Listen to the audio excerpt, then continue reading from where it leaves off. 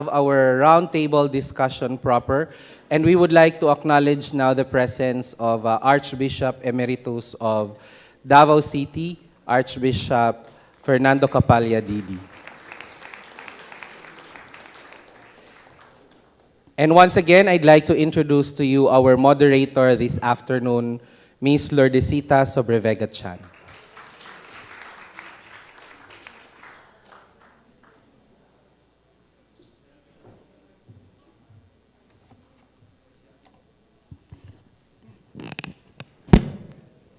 Thank you, Attorney Cabarde. So good afternoon. In this part of the summit, we are going to have a roundtable discussion. And this time, the participants may be able to participate in the discussion. So we would like to, before I assume my chair, there are some reminders that are given to us, and I understand this was given also this morning. For those who would like to participate in the discussion, it would be best appreciated if the member of the audience would allow themselves to be recognized first by the moderator before they raise their point, and that they are allowed to share their thoughts or questions for not more than 1.5 minutes. And also, please note that a timekeeper is appointed to monitor the interaction. So we would like as much as possible to have a lively discussion, bearing in mind the context and the purpose of this summit, that is for us to find possible ways by which we can pursue peace in Mindanao. So on that note, we start this afternoon's session.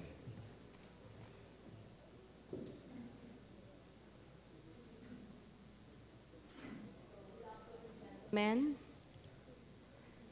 Good afternoon, Archbishop Capalla, Emeritus, and my President, Father Joel Tabora, and to our guests. So we would like to open this discussion this afternoon with some words perhaps from the Archbishop Emeritus, Archbishop Capalla.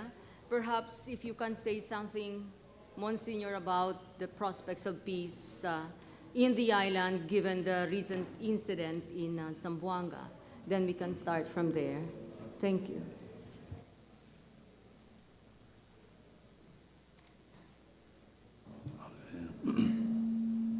Thank you, Ms. Moderator. Good afternoon to everyone. Today is the third day, second day of the celebration of the Mindanao Week of Peace, which is the project of the Bishops Ulama Conference, and which has been celebrated already for 9 years. And we are very happy and grateful to everyone throughout Mindanao for participating in this celebration and promoting initiatives for peace. All kinds of persons, from the youth to the elderly, participating in the many ways that they can promote peace. Our theme for this year's celebration is Dialogue and Hope. Dialogue and Hope, our key to peace. And this is what we are trying to insist. We have been trying to insist that to resolve human conflicts, there is no other way but human and respectful dialogue, however long and tedious. But we must prepare ourselves to engage in dialogue. And the preparation is also very difficult because of our culture, because of our religious beliefs, and because of our orientation as officials of government and business. So there are many difficult ways of preparing people to be peacemakers and peace builders. As far as we are concerned, we were a little bit disappointed that up to now we have not reached a satisfactory level of peacemaking. And we found out that this present situation of the peace process has been built on two weak understanding of peace. And this two understanding of peace is coming from the Greek culture and the Roman culture. The Roman culture, the Greek culture says that peace is called irene, which is an absence of war, absence of conflict. And that's what we had been trying to do. And ceasefire, all these peace negotiations towards stopping or preventing conflicts. From the Roman culture, we got the word pax, which is a greeting and an accord agreement on paper. And that's what we have been doing for the past 38 years, to give a statement, the peace statement, with the help of the brokers around Asia. These two concepts of peace are not enough for lasting peace. As far as the Christians and Muslims are concerned, including the Lumads of Mindanao, there is a kind of peace that we have to go back to and analyze and come up with a formation program, education program to promote real peacemakers. And what is that? That is the Hebrew word for peace is shalom. And shalom means wholeness, integrity, harmony of the individual and the community. We found out that we have not yet come up with a very good formation program to promote people of shalom. And as far as Christians are concerned, and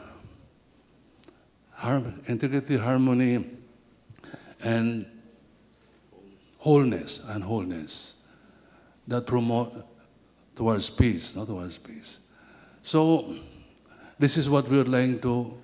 This is what we are trying to convince our peacemakers in Mindanao. Help us, help ourselves to come up with a real formation program to promote persons of peace, so that we can have community of peace.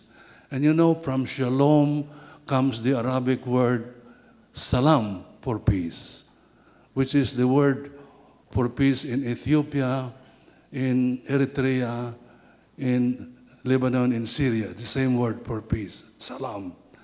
And from salam comes the word Islam, which is religion of peace. So therefore, the Judeo-Christian and Islamic peoples can agree on a very important ground for peacemaking, shalom. We begin with the individual. That's why when we sing, let there be peace on earth, let it begin with me, those are just words, but we are not speaking from experience. When we sing that song, it begins with us here. I think that so far that's all I can say as a beginning.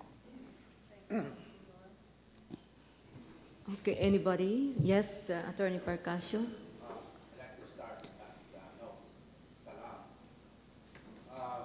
Can you just, when you speak, please press the icon with the face and the signs for talking, okay? And then when you not speak, just tap it off. Oh. Yes. Each and every one of us must be at peace with himself, so we could be peacemakers. The problem is, at the time, if we have peace within ourselves, if people would start trampling our rights, invading our properties, then that peace is disturbed. A person becomes angry. And if a community is also attacked, their rights deprived, such as the Lumans, deprived of their rights under the Indigenous Peoples' Rights Act, then that breeds, then the peace is disturbed. So what do we do about that? Human history have always shown, such as today, how would you regard Bonifacio? Was he a peacemaker? How would you regard Jose Rizal? Was he a peacemaker? And for that matter, how would you consider Nur Miswari? He prays 5 times a day. At the middle of the night, past 12 o'clock, he never misses his prayer. It's called tahajjud. That's why I respect him, because he's a very prayerful person. But he is portrayed as a violent man. And with the Zamboanga incident now, the government is after him. What do we do about this? Think of, let's say, the next generation. How would the next generation look at Miswari?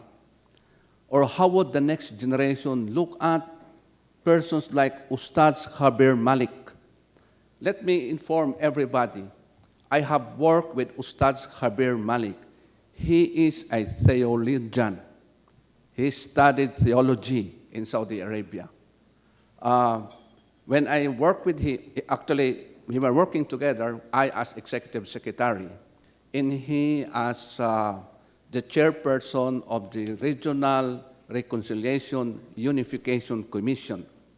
He was instrumental in bringing about peace to feuding families, to people that had rido in Marawi, in Mindanao, and even to warring families in Sulu. I was a witness in rituals, pagduaa, which means prayer, rituals of people coming together and reconciling each other.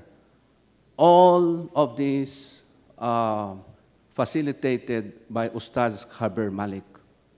But at one time, the Navy in Sulu unjustifiably took his motor vehicle without justifiable cause. And he was wondering why, because why would the Navy take my motor vehicle? I have not committed any crime. So he started questioning. And then, of course, later on, we all know that Ustaz Khabir Malik fought bravely in 2001 when, at the height of the controversy as to whether or not Sulu was signed or not. So we have peaceful persons all over Mindanao whose hands are, on many occasions, get blooded because of causes that would, should I say, causes that trampled upon the rights of people. Jesus Christ was a peaceful man, but then he got angry when he entered at one time he entered the church, and he saw people engaged in vices and desecrating a place of worship. He got angry. My point is, if we have to have peace, then we must remove the cause of unpeace. Bonifacio did that, tried to do it. He was struggling against colonialism. At that time, of course, the Spaniards looked at him as a criminal, and so with Jose Rizal. But these two heroes, one doing a Mahatma Gandhi type of resisting colonialism, and the other doing a there was this movie, Braveheart thing, you know, but both asserting their rights. So it is important that for me, for peace to reign, that peace should be protected, and that people should be empowered to protect their rights. Because if people are not given or not empowered to protect their rights, then there will be no peace at homes. Okay. People, a lot of people in many villages in Mindanao do not have security in their homes. They could just be arrested anytime without justifiable reasons, such as now in Zamboanga. Those who were not involved in the violent conflict are parang kimpitay, turo-turo na lang. Kung sino yung maturo ay hinuhuli. And that would be a cause for the recurrence cycle of violence. Okay. So I'm pointing this out, Father, because we now have a challenge to come together. People who are at peace with ourselves must be united, regardless of our faiths. When I was in Ateneo, again, recalling the days I was in Ateneo, we had a motto, moralists of the world, unite. We must, again, I would like to repeat that, moralists, we painted the Davao City at one time with this, slogan, moralists of the world, unite. Of course, at that time, we had this holier than thou attitude. But the point is, dapat magkaisa ang lahat. Huwag nating isipin, tulad ng sinabi ni Bishop, na ikaw ay Katoliko, ako ay Muslim, ako ay Tausug, Ilocano, Kagan. We have a common interest in Mindanao, and that is our beautiful island, which is ravaged by carpetbaggers coming from elsewhere. Our natural resources are being exploited. Palawan is not getting their due share of natural resources. People are now aware of the demand of the MNLF for just share in natural resources when the Malampaya funds anomaly was exposed. We had a lot of at stake. We had a lot of stakes in Mindanao. Marami tayong dapat na pag-usapan. Sabi kanina ni Secretary Gonzales, huwag nating hayaan ang mga armado na siyang iiral o siyang magde-define kung anong destiny natin sa Mindanao. Pero hindi mangyayari yun kung yung mga taong may naninirahan sa kanilang mapayapang tahanan ay hindi magkakaisa. Okay. So the challenge Thank for you. us is, Father, tulad ninyo, mga pare at mga ustads na nagkaisa, kailangan yung pagkakaisa ninyo, let us bring that down to the Mindanaoans. All sectors in Mindanao should get together, and I'm an advocate of leadership, pardon me, of the religious sector, that the religious sector must take a strong stance on unity, and you must lead the people to be united. Thank you, Attorney Parcasio. On that note, is there anyone from the panel here who would like to say something? And please note that to maximize the participation of the rest, we try to be a little more succinct in our presentation. If there is none, yes, Father Tabora, then any audience may prepare for your question. Yes, Father. I'd like to thank you for your, for your views. Coming from the academe, one of the things I think that really is incumbent upon us is to try more seriously and scientifically to understand the history of Mindanao. I think the history of Mindanao, at least in the consciousness of most in the Philippines, is not understood. And the causes of the grievances, which is very, very deeply felt, especially by the Muslim group, but also by the Lumad group, is not understood and not appreciated. So that instead of the Muslim peoples appearing as victims, they appear as aggressors, you know. So I do think that we all have to participate in a renovation of consciousness by different groups in Mindanao, and we must help one another to understand. I believe, when we talk about ancestral domains and the rights of the Muslims to their own type of autonomy, I'm afraid this is not clearly understood throughout the Philippines. And we have to make that more understood. I also think that it would be good if as was mentioned by Norbert earlier, it would be good if we could be dealing with a Muslim people that themselves are united.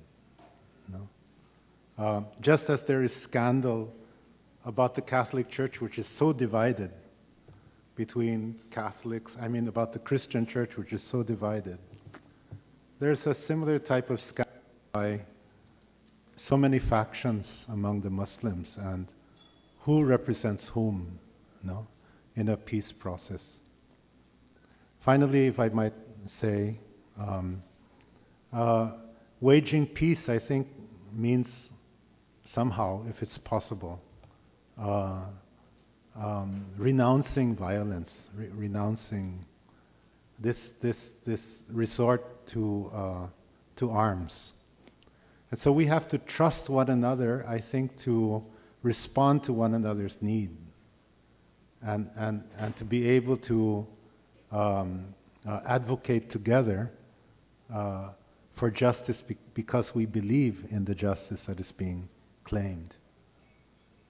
So this I think is just a great agenda, I think, that we have even from the universities. Thank you, Father. Yes, Dr. Tanggol. Yeah, just a few points in support of what has been said. I think in the context of Philippine historiography and from the perspective of an academician, there is indeed a need really to strengthen our instruction and even research to improve the understanding of history to be able to understand the present.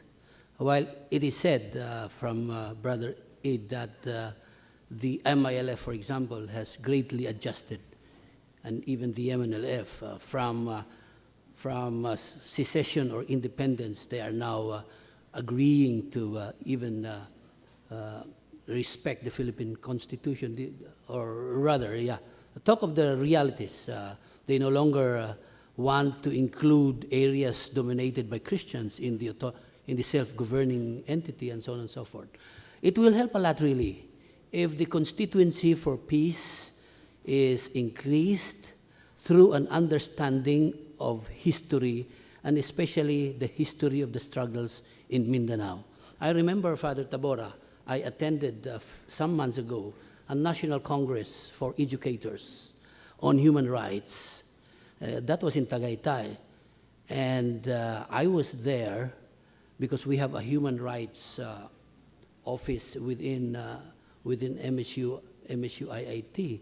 And nobody, it was attended, the military and the Philippine National Police, CHR were represented there, as well as educators from all over the country. And nobody was able to respond to my observation when I said that why is it that in our different human rights program, curricula, we talk of all kinds of rights, but not a single instance did I hear us speaking about the right to self-determination, which is so respected by the United Nations. If that is also explained to our ordinary policemen and soldiers, perhaps when they hear someone, say we have human rights to be self-determining, probably they will have a more healthy approach, when they see people like that, because then they will understand that he is speaking of a basic human right, rather than the old concept where, no, you are a secessionist, you are an NPA, that's not your right. So things like that, indeed, from the perspective of the academe, there's a great deal of things that we must do, and I appreciate what was suggested by Father Tabora, that HEIs, perhaps in Mindanao, should move forward as one. Because if there is one observation we can note from our experience in the peace processes, it is that efforts are actually less integrated. We have to approach the problem from a more comprehensive, a more unified perspective and view. Thank you. Thank you, Dr. Tambol. Okay. HEIs refer to higher educational institutions. Any question from the floor? Yes, ma'am. May I request that you please identify yourself and your organization, if ever, and then please name to whom the question is directed to. Good afternoon, everyone. Gentlemen, good afternoon. My name is April de la Cruz from the Centrist Democracy Political Institute. My question is, may I know if during the peace panels or peace discussion, did anyone from the panelists or the involved groups mentioned or proposed about resorting to the professionalization or institutionalization of political party system? Because I've been hearing from Professor Wadi and even from Dr. Tanggol that the reason why the peace agreement has not been implemented because there's this an element that whenever we change presidents, when we change leaders, they resort to not putting how do you call this? Putting any priority to this agreement. So I would like to know if during the peace discussions, has it mentioned or are there any propositions about political party institutionalization? Thank you. Okay. Is there anyone whom you prefer? Or we can, so there are several here. Would Secretary Gonzalez say something about that? The issue is on the professionalization of political parties. Has it been configured in the peace discussions? I believe that question would come much later. We are looking into that possibility during our time when we are thinking of how do you deal with the MNLF and the MILF, and as when they move towards after DDR, then how would what would be the MNLF, what would be the MILF? It will be a pity if they just dismantle themselves, because I believe that their shared experience should be helpful in shaping the future of Muslim Mindanao. We were looking into the possibility that maybe the MN and the MI will become political parties and compete honestly in democratic elections. But that's way, way, way into the future. No, so that was about the only thing I can think of about political parties.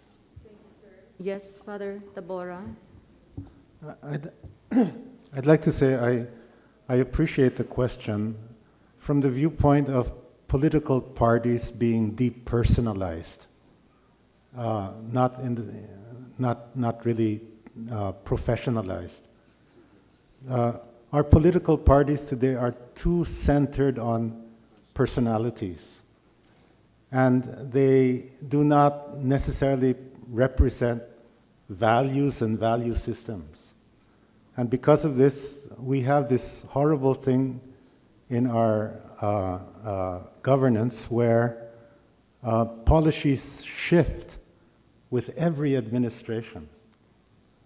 And so I could imagine that we set up a party that is really for peace and really will consequently move towards peace in Mindanao. Or we set up a party that is serious about the environment and things like that. So I think the question is insightful if we interpret it from the viewpoint of depersonalization of parties and making parties more value-centered, platform-centered. No. Yes, Attorney Caballo, then after that, Attorney Parcasio. In relation to the statement made by the Honorable Secretary, the MILF, for that matter, had made it clearly that once the compact agreement or the final peace agreement had been signed, the MILF will be converted into a political party. Yes, yes, sir. At this early, although we are coming to pass, but that would be the consequences. The moment the agreement had been finally signed, then the MILF will be converted into political party. That means that they would agree into the democratic processes that is now being observed in this country. Thank you. Okay, thank you. Yes, just response to what Father Tabora said on having a kind of a peace-based political party, or in other words, a political party that shall be based on an ideology. That would be ideal in the Bangsamoro homeland. But not only in the Bangsamoro homeland, in the entire country. No. Because I have not seen any dominant political party that have that or that possesses a political ideology that is adopted not only because for the sake of adopting it. No. Except in the past, well, I might be biased, but I used to be a member of the PDP Laban. We were ideologically based. No? We participated in elections, and we would accept members only if he has undergone a basic seminar on the political party's ideology. Beyond PDP Laban, I don't know if there are other political parties. I would like to have one in the Bangsamoro homeland. I would be candid to say that the MNLF has not thought about that. And we have not discussed that in our peace talks, and neither have the MNLF members or personalities have discussed having a political party. Thank you, Attorney Parcasio. Then Thank you. I think the question of the lady begs for a relook or assessment of our party system in particular and our democracy in general. We are not lacking in experiments from a two-party system to a multi-party system from national parties to the creation of local political parties, we must admit that our democracy is still very immature. Because as Father Tabora said, it is not based on platforms, ideas, or programs of action, but rather on personalities. I think in ARM, for example, there were also a few regional and local parties, but they died down because the way it was and it is, whoever wins in Malacanang, politicians and smaller parties look up to Malacanang. So it is whom you know, not what you aspire. When can we have that level like in Germany, where they have parties like Green Party for the environment, the left, whatever, whether it is rightist, leftist, centrist, or what is, for as long as it is based on clear platform and it is clearly based on the will of the people, then we will have that. But that is a dream that we still are aspiring for. Thank you. Thank you. Just quick response. In the autonomous region in Muslim Mindanao, if one wants to win as a regional governor, he has to be a candidate of Malacanang. Oh. That has happened since the inception of ARMM until the present. Okay, thank you for that information. Yes, that influence. Okay, yes, Datu Sangki. Well, earlier, Madam, I was speaking at the rostrum. Medyo nahilo lang ako, but now I think I have recovered. Earlier, I had made mention about my meeting with Chairman Salamat, and I made mention that if you're a politician, he normally entertain you for at least 10 minutes. In my case, we have talked for more than 2 hours. And I think the question of the lady is very timely, considering that it is one of those issues that we have discussed with Chairman Miswari. I have, yes. Salamat. Yeah, Chairman Salamat. If you will look into the peace agreement between the MNLF and the MILF, it's very clear there that they agreed to participate in a political contest. Meron pong plebiscito at saka referendum. The fact that you agreed, then meaning you're going to participate in a political contest. The problem here is that how can you participate in a political contest when you do not have a political party? I mentioned that to Chairman Salamat in one of our very long conversation. I told him, I always said to him, ampun bo ustads, ampun bo, with due courtesy. You are the architect, the engineer, contractor of a Bangsamoro homeland. You're likened to a contractor na you're making a house. Ano bang bahay ang gusto mong ipatayo sa Bangsamoro? Is it nipahat, bungalow, mansion, or palace? Sabi ko, ang gawin mo lang bahay yung kaya ng Bangsamoro. And I cited to him that if you construct a bungalow, 4 ang poste niyan. That represents the 4 aspect of the struggle of the Bangsamoro. The 4 aspect represents the political aspect of our struggle, the economic aspect of our struggle, the socio-cultural, educational aspect of our struggle, and the peace and order aspect. The question of the ladies is about the political aspect. Kung meron bang formal political party ng MNLF or MILF. MNLF or MILF. Ang pagkatingin ko po, wala hong political party ang even the MILF. In fact, when I cited that to him, ang sabi po ni Chairman, sabi ko kay Mr. Chairman Salamat, sabi ko, Ustaz, hindi ba ang IPP ay political party, yung Islamic Party of the Philippines ay political party ng MILF? No, sabi niya. That's not our political party. That's the political party of Governor Candao. And I told him, if that is the case, Mr. Chairman, Ustad, sabi ko, paano mo may tayo yung poste ng bahay, yung political aspect? Na even the barangay kapitan, you do not have barangay kapitan. You do not have a mayor. You do not have a governor. You do not have a congressman. So yung poste ng bahay na ipapatayo mo, tabingi na. So out of that discussion, sabi niya, Ali, paglabas mo dito, pwedeng dumangga kay Vice Chairman Murat, kay Vice Chairman Pasanon, so that you can take this up with him. It was a long story. there are so many intervening events that transpired, pero ang issue natin ngayon is, the question of the lady is there a need for a political party?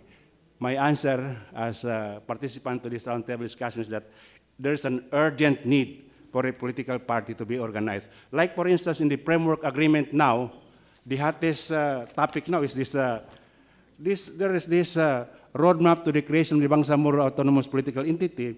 This was prepared by the Presidential Communication Development and Strategic Planning Office. And this is the one being discussed dyan ho sa kalubluban ng Bangsamoro Homeland. By stages po ito. There are 15 stopover. And ang problema po natin dito yung step 8 at saka step 12. Yung step 8 po dito, it talks about plebiscito. For this to be plebiscito at saka ratification. Sino ho ang gagawa noon? Mga tao at saka kongreso. Paano ho mananalo ang MILF pag ito ay nagplebisito? Wala nga silang kapitan, wala nga silang mayor, wala silang governor. And that happened to Chairman Miswari. If you will recall, in the Tripoli Agreement, it calls for 13 provinces and all the cities situated therein. Pagkatapos, overtaken by development, yung Marcos time po yun, I think Atty. Parcasio is aware of this. Chairman Miswari, in the Tripoli Agreement, calls for 13 provinces and all the cities situated therein. Noong dumating po si President Madam Curiaquino, he was offering 10 provinces. Ayaw po ni Chairman Miswari. Gusto po niya more than that. That is why the SUPAD, Special Sunod Peace, was organized, clamoring to have more than 14 provinces. Pero ano po nangyari? Noong magka-plebiscito, instead na makuha niyang 10 provinces or 14 provinces, 4 lang po ang bumuto na pumasok sa autonomous government. So what I'm saying here is that in relation to the question of the lady, it is now long time ago, there should have been a political party of the MNLF as well as the MILF. So this, I think, is very important discussion, especially so that the framework agreement, I think they are now they were able to discuss yung annexes ng framework agreement. There were 4 annexes. Yung concept and principles, territory, natural resources, world sharing, nandiyan na pati governance. Natatapos na po yata yun. Duly signed. Pero again, that will be taken in another discussion. So my point here is that there must be a political party for the MILF or the MNLF. There's no waiting time here. Because you agreed to participate in a political contest. How can you win a political contest when you do not have people in the grassroots that will campaign for your aspiration or what you want to happen? Thank you. Thank you, sir. Yes, will that be a comment, sir, regarding the political party? Because I have acknowledged somebody for another question. That's another question. Yeah, wait. Sir, will you comment on the political party? Okay, can you just hold on to the question? First, I fully agree with Secretary Gonzales that it is not yet the right time for us to organize political parties, institutionalize political parties. Second, I fully agree also with Father Tabora that political parties should campaign based on platform and not on the personalities of the candidates. And I happen to be a Conrad Adenauer Foundation fellow. Way back in March 1987, I had the opportunity to observe a political campaign up to the election in Germany, which was sponsored by the Conrad Adenauer Foundation. And the campaign was really depersonalized, you know. What is now happening in our country is some sort of anomaly. Because a two political in a unitary government like ours should have only 2 political parties, but we have so many political parties. And so politicians can easily transfer from one party to another party, you know. In the institutionalized, we don't have that maturity. That is why we still need so much time for us to mature. In a federal system, which is a parliamentary form of government, there is a need for so many political parties, a multi-party system. Why? Because they cannot form a government not unless several political parties coalesced into a majority. That is why there is a need for multi-party system. Now, in the case of the Bangsamoro, I have watched Munich. Munich is a part of Germany, and we all know that Germany has a federal form of government, and yet Munich is autonomous. You see, they already have this federal government, and yet Munich is an autonomous state of the German government. And political parties, national political parties, like the SPD, the CU, CDU, the FPD, are not allowed to operate within that autonomous state in Germany, in Munich. They have their own political parties. If we are going to organize political parties in the RMM, then the Liberal Party, the PMP, and the other national political parties should be barred from fielding candidates within the autonomous government. Thereby, we can have a meaningful and real political autonomy. In a government, in a parliamentary form of government, when the CDU won, they cannot form a government because they do not have that majority. And so they have to talk to the political parties down in Munich, in the autonomous government. You coalesce with us so that we can have a majority, thereby form a government. And the party, local party, say, okay, what's in it for us? For us to coalesce with you. Thereby they have that leverage. If we can do that in the ERMM, then that's good. But we are way, way behind. We still need a lot of time for us to mature. The political families that are lording over in the ERMM, we have to dismantle that. And we do not have, 5 years, 10 years is not enough to dismantle all those political families that are lording it over in the ERMM. And so that is the only thing I can contribute and share with you to enlighten the participants of the real issues. That is the ideal, to form institutionalized political parties, but it will take us a long, long time. Thank you, Madam Moderator. Before I go back to Attorney Parcasio, I have acknowledged, yes, please. Maayong hapon sa tanan. I am Cesar Billones, the chairperson of the Centrist Democratic Party of the Philippines, Davao. My question is, this is a new party, the CDP, accredited by COMELEC on September 12, 2012, and we fielded candidates last May last election. So our party is unique. But my question is, during your peace negotiation last years, I would like to know whether or not you considered this concern, whether or not the peace agenda will succeed, because every administration had their respective peace agenda, whether or not the peace agenda will succeed in a structure where there is rampant patronage politics. The Constitution says sovereignty resides in the people and all government authority emanates from them. That's very ideal, but in practical situation, we seem to not really grasp about it. So most of our leaders, politicians, emanated, occupied government position by way of patronage. So they started it wrongly. Now, whether or not this is okay, credible to push peace agenda. Just ask the comment from Sir, your question is? whether or not during the negotiation for any peace agenda, the panel considered whether this will succeed, wherein they were coming from a patronage politics structure. Okay. Were they aware of that? Okay, thank you. So I think the question has two elements, no? So the basic question is whether it was configured in the discussion, in the peace discussions, if the peace agenda will succeed within the ambit of a political tradition that is characteristically observing patronage politics. I think corollary to that, assumed in the question is, what is the peace agenda? Okay, so there are two. So on the first question, Was it discussed? Yes, sir. I think that should not be asked of the panels, because I am sure they will say that they were aiming to succeed.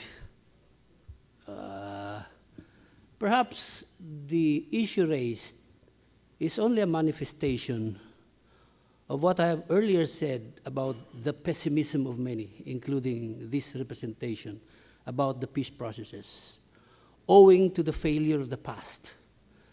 From one perspective also, sir, we can say that the failure of our peace process is a function of an immature democratic system, one of whose illnesses is what you have mentioned, patronage politics.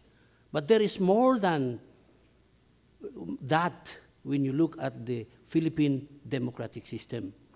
The reason we are here, perhaps, is to draw lesson from the objectives, including the Zamboanga siege, and probably hope that that particular experience will help us analyze the failures of the past, the strengths of the present peace process, so that even if we are a little pessimistic, we can contribute our individual and collective efforts so that peace will finally be attained, so that this peace process between the MILF and the Philippine government will succeed without prejudice to the MNLF track being addressed as well, because that I hopefully will give peace to Attorney Parcasio and the rest who is beside me. So let us help. What can we do? Increase the support for the peace process? Well, it may be a long-term, Father Tabora, but we can start this semester, teach more. We have in our program, in our school, Father, we have this program to teach history teachers from other universities, especially campuses of MSU system, to include more of history and prepare them with a particular goal of increasing the culture of peace among the studentry of the MSU system by incorporating in the curricula things like peace and so on, related things. We have revised certain curricula in at least one subject in history that we are offering in our campuses. Thank you. I would like to go back to the theme, how do we prevent conflict, and once it happens, how do we prevent it from happening again? Again, back to the MNLF peace tract. This time is very crucial. Those who were directly involved in the Zamboanga incident are doubtless people who are frustrated, people who thought or who thinks that there's no hope in the Philippines, and therefore they have to go back to the original position of seeking independence. Now, the basis of that is this. No, the basis of that is this. Before the 1976 Triple Agreement was signed, the MNLF fought for independence, MNLF and MILF together. But by reason of the diplomatic offensive of the Marcos regime, they were able to influence the Organization of Islamic Conference to convince the MNLF to accept something lesser than independence, which is autonomy, on the condition that, with the proviso there, that the autonomy shall be, at that time, per prescription by the OIC, be the political and just solution to the plight for independence of the Bangsamoro people. Now, I'm pointing that out with a note that, of course, not everybody agrees with that among the MNLF. For example, when the Zamboanga siege took place, the MNLF in Davao City and General Santos City, broadly in Soxargen, in central Mindanao and the Davao region, and also people coming from the Lanao areas grouped together in Davao and expressed their view that independence is not the solution to the problem. And they have decided that despite the Zamboanga siege, that they should rise up from the ashes of the tragic event and re-engage the government to a peaceful dialogue. And so many events took place after that. There were coordinations with government up to the office of the president.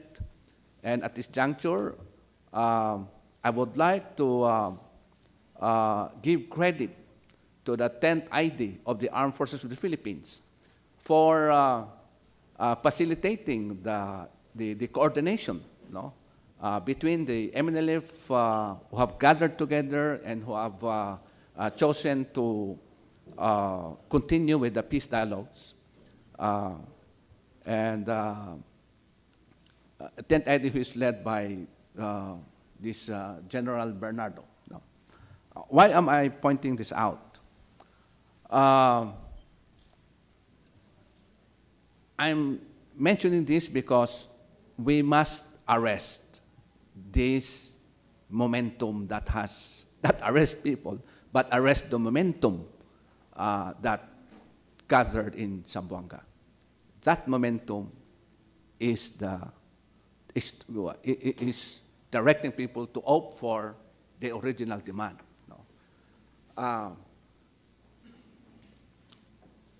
I have told the government through the officials of the OPAPP that they should help the peace-loving MNLF to prove themselves correct. No? Because now there is an ongoing debate. One school of thought says that there is no point talking with the government because the government, since the and I think the MILF is well aware of that.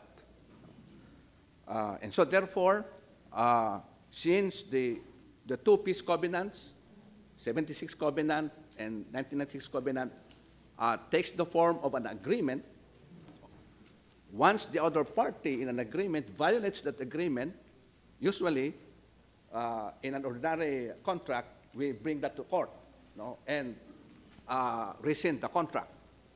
But in this case, it's a political agreement. If the other party does not comply, then there is no more agreement.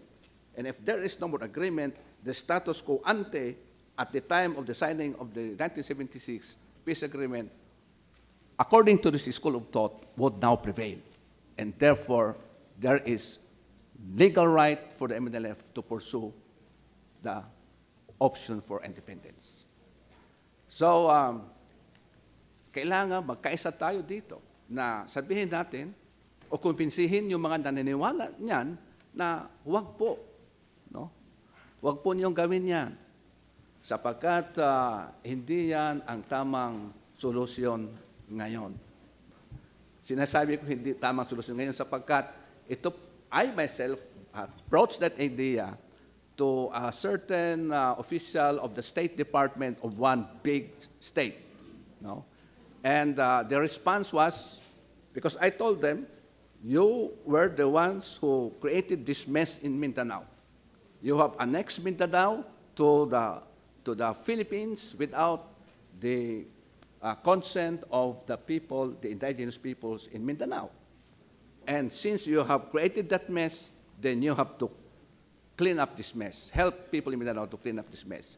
The response that I had was not a no, but a not yet response. No?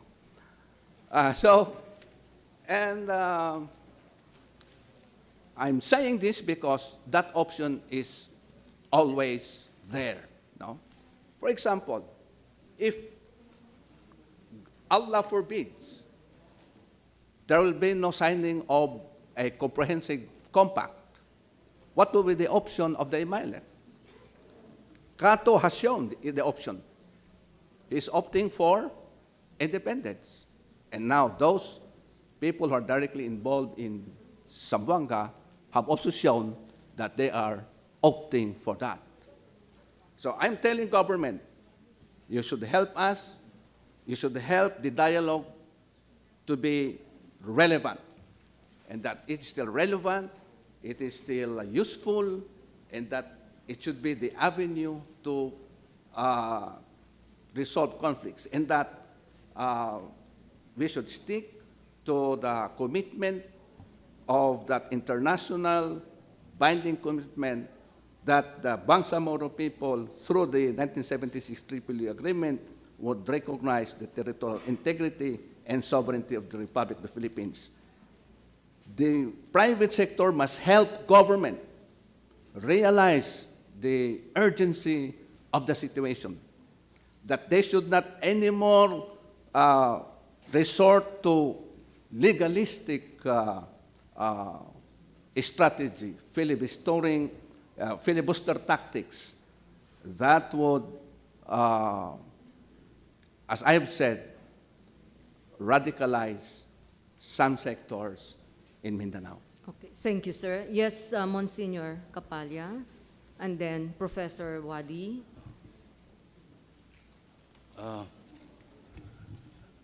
For the information of everyone, regarding this topic now being discussed, the MNLF and the MILF, I'd like to share with you that the Bishops' Ulama Conference was established in 1996, just before the signing of the peace agreement between the MNLF and the government of President Ramos. And when I was approached by the emissaries of the President, I was told that the religious leaders of Mindanao, Christians and Muslims, are organized in order to help in the implementation of the 1996 peace agreement that was supposed to be signed in September. Okay, so we were established, Catholics, Catholic bishops, and Muslim ulama. And our purpose was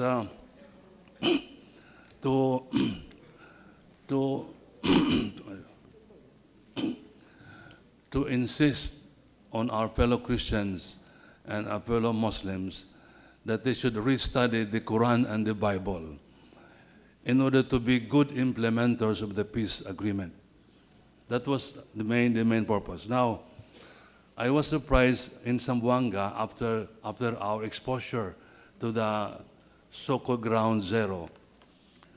The ulama, who claims to have representatives in all areas of Mindanao, so they have a big constituency, they told me that we should come up with a statement. And part of the statement is questions,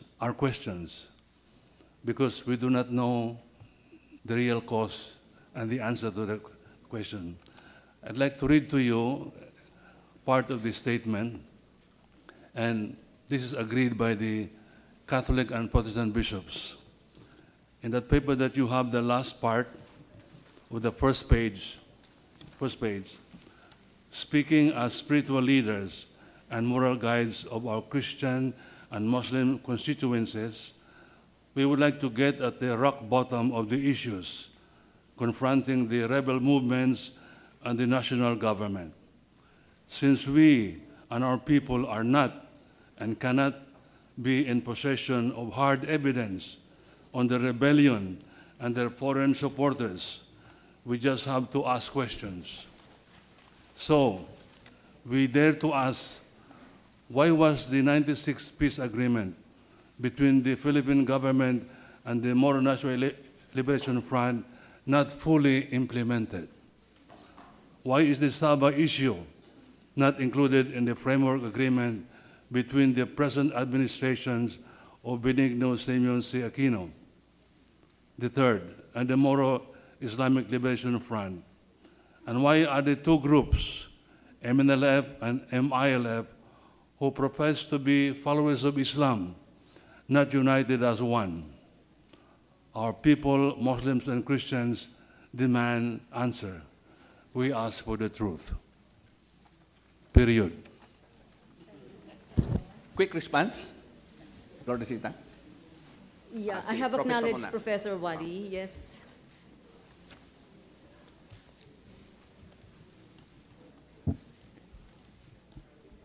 I don't know if my intervention is something that would be in coherence with the rather multifaceted themes or perspective that have been raised.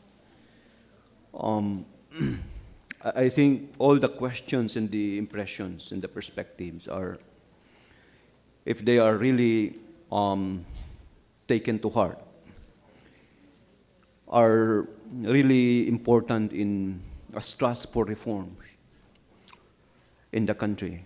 I don't know if we would only want to address the issue surrounding the Zamboanga crisis, or we'd like to address questions that are in fact fundamentals into the crisis in Philippine society, and that we want to come up with strategies that are implementable, say, within this term of the administration, or is something that the next administration would be able to implement. I mean, in other words, I really value the perspectives and the suggestions and impressions that are surfacing right now. But I think fundamental questions have to be raised. This is not the first time that a forum like this is held in Mindanao. I think I could hardly count my attendance in different fora, seminars, but yet we are talking of almost the same thing. And I think even the questions of what is fundamental to us vary given our different orientations, and so on and so forth. But I think central into our engagement on this subject is really the fact that Mindanao, whether Muslims, Christians, and Lumads, would like to have their place in the sun. I think that's where many groups share. So that I think we have to address these fundamental questions. Except that I think in the case of the Moros, they already reached a very, I would say, there's a ripening of their struggle for self-determination. But the system that they work in is such that it's not ready to give into their aspiration.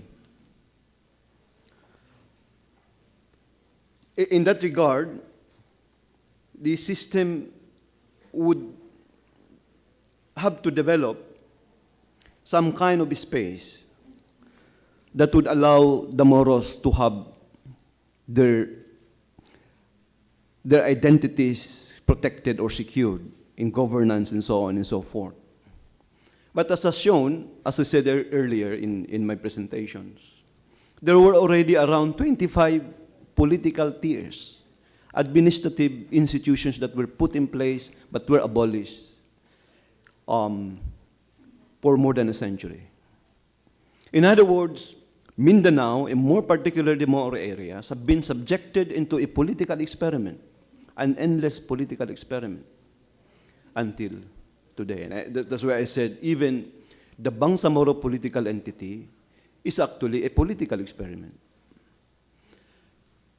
So I think our question is, how are we going to end this cycle? Or how are we going to really guarantee ourselves that our place in the sun would somehow be secured?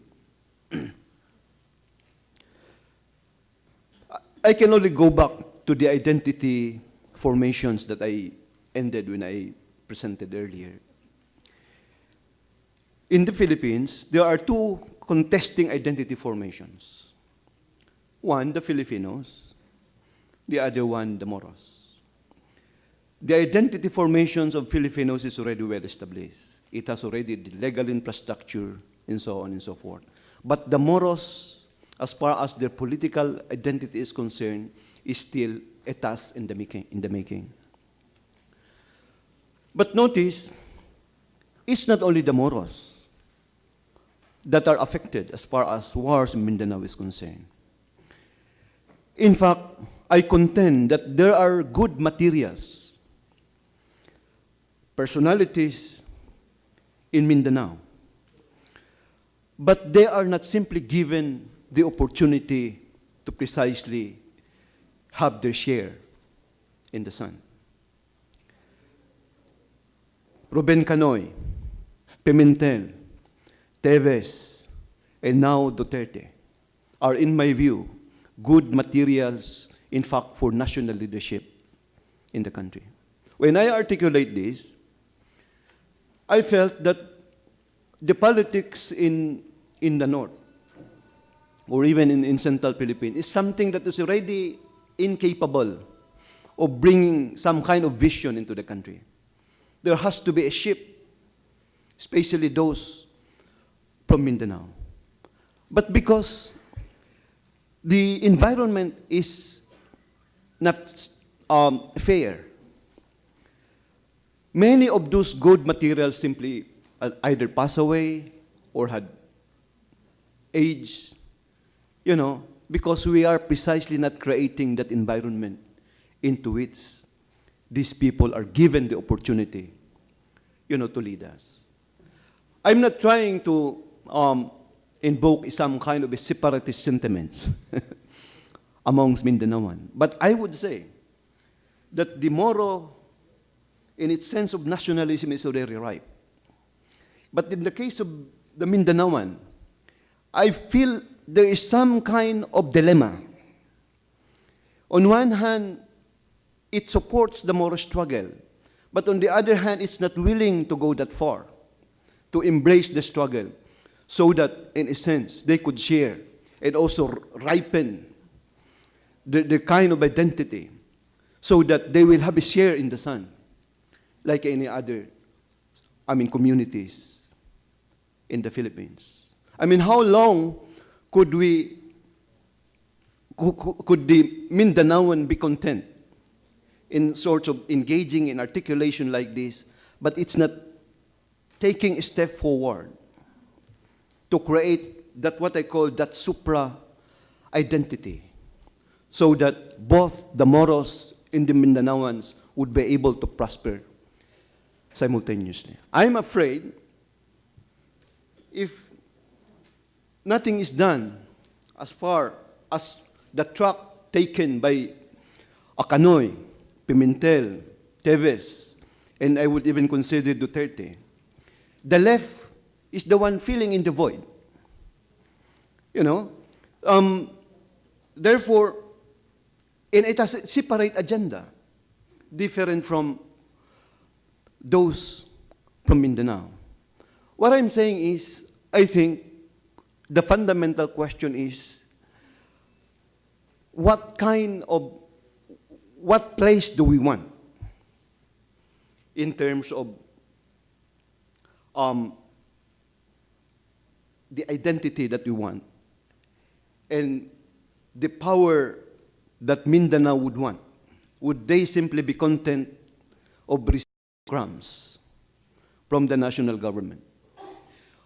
And oftentimes, these are not put in place because anytime there can be war in many areas in Mindanao because the Moro struggle, continues to exist. So there will be a continuous repetitions of all these problems. But I guess fundamental questions should really be taken seriously and answered by the people of Mindanao of what identity and what kind of struggle are we going to go. So I would say this is my contribution so far in this discourse. The issue of patronage politics is something that is very important. I don't think so that this could be answered and this could be addressed, say, within this 3-year term of the administration. It is something that is endemic and systemic in our political culture.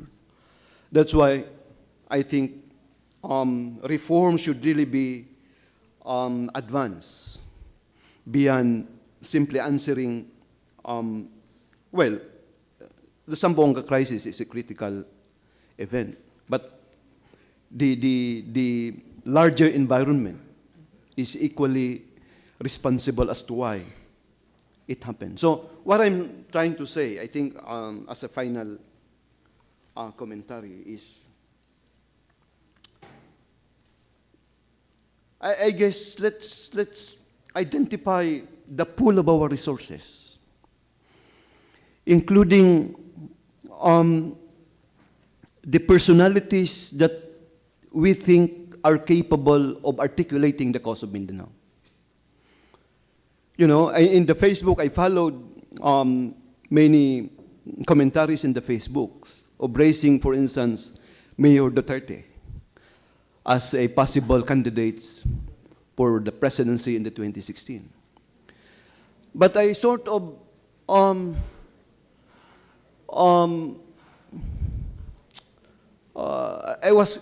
quite hesitant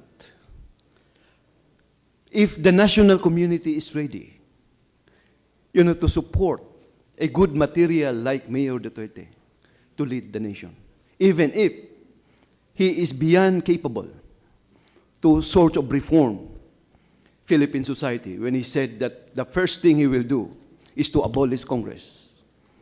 You know, and that's precisely what reform should be done in the country.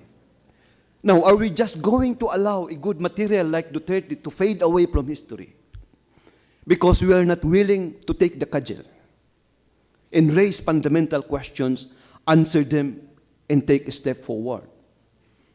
You know, to advance what Kanoy and many others had started.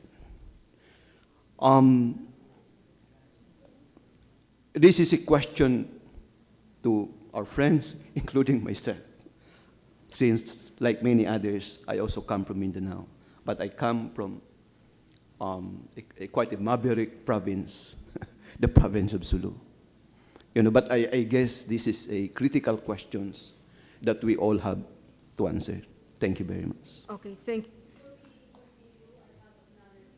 Dr. Tanggol, then Attorney Caballo. But just to put things in line, we started this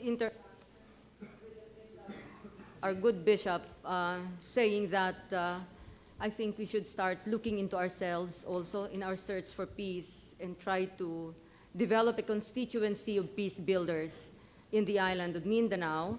And to that, the points on the role of the academic institutions as a key factor in promoting the constituency of peace builders was raised, and specific recommendations were made on a reform in the teaching of Philippine history and even the teaching of Mindanao history, and peace exactly should be considered by academic institutions, no? And in relation to that, I think the discussion moved into the angle of, okay, fine, we develop a constituency of peace builders, but in the area of real politics, does the actors into this peace process really have considered in the discussions of the peace process a mechanism that would be a formal mechanism as a form of a political party to channel their interests, no, into the democratic space? And various responses were raised But I think one very clear position there is, yes, it is important that there has to be a formal channel for the causes into the mainstream political process, such as a political party, but this has to be depersonalized. It has to be principle and platform-based. So from the discussion of the political party, we move into the issue of the political culture, when a question was raised as regards the culture of patronage politics that seem to eat up the gains, the little gains that are made in the course of the peace process. And definitely it was mentioned that that has to be addressed. It's an important issue. And next, I think the point also was raised by the good bishop that in the course of looking into these various angles, both faith groups, Muslims and Christians, should look into the Bible to see really whether we are living up to its exhortation as stewards of peace. And here a vital question was raised by Professor Wadi, that in the midst of this all, as we gather this afternoon, what is our fundamental cause? Why are we talking? What do we want to make out of this? And he said that we want to make good of this rare forum, that we are able to chart and define what we want. And more or less, he said, we know what we want. We want something good for Mindanao, where we can all live together. But there are two issues, I think, that he raised, which are very important. Is the predominant political system ready for the kind of sentiment that is coming out from the island of Mindanao? Are we creating space for the best materials that we see from Mindanao in terms of people who may take national leadership, in terms of the causes that as Mindanaoans we have identified, such as issue of national, the right to self-determination as a key component to the discussion of human rights and even of our political advancement in the island of Mindanao. So I think we are at that.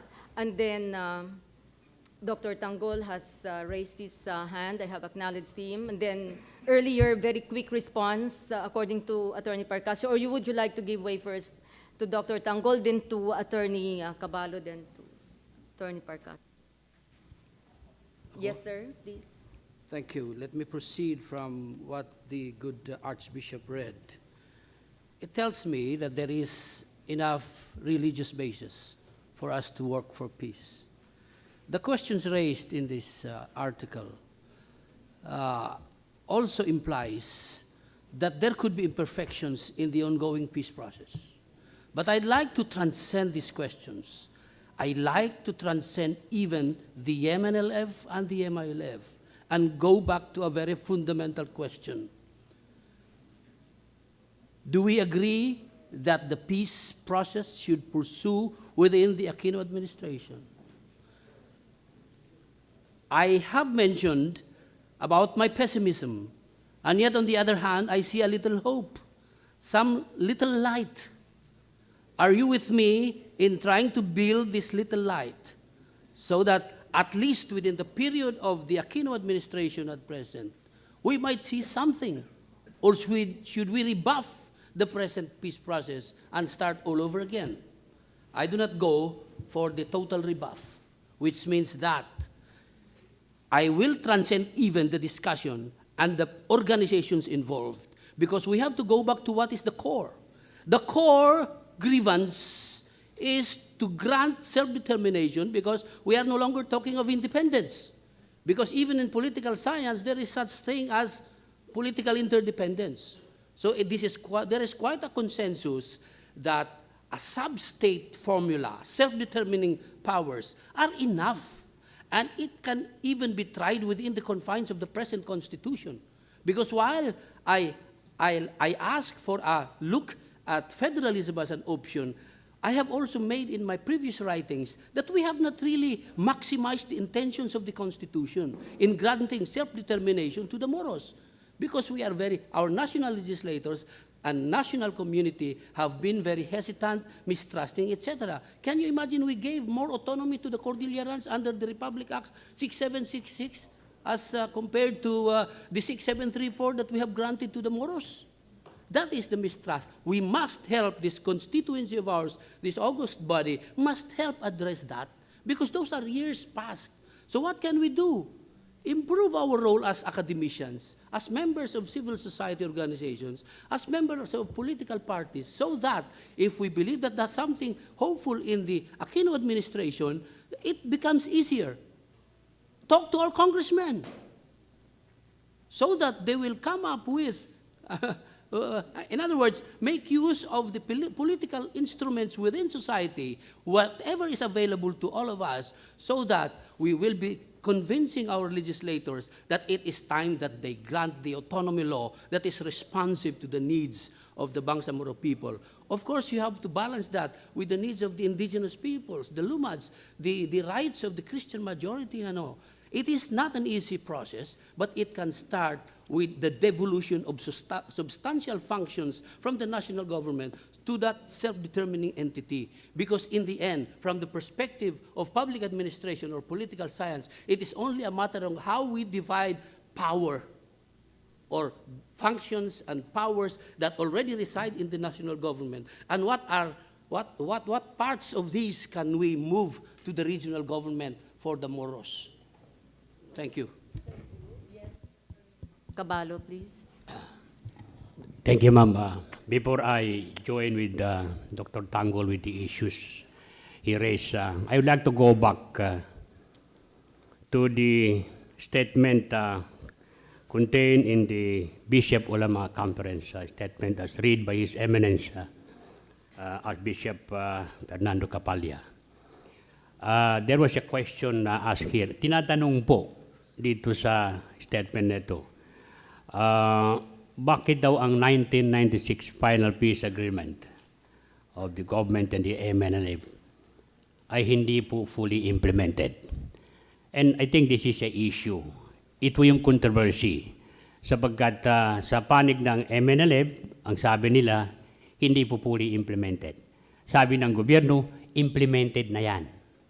And there was a document to prove, at least on the document, not implemented that. I'm referring to the report of the then quadripartite committee, 8 na ngayon by the secretary of that committee, I think Indonesia, led by Indonesia, na meron po silang report as early as 1996 na yung pong phase 1 ng Final Peace Agreement ay fully implemented, documented po.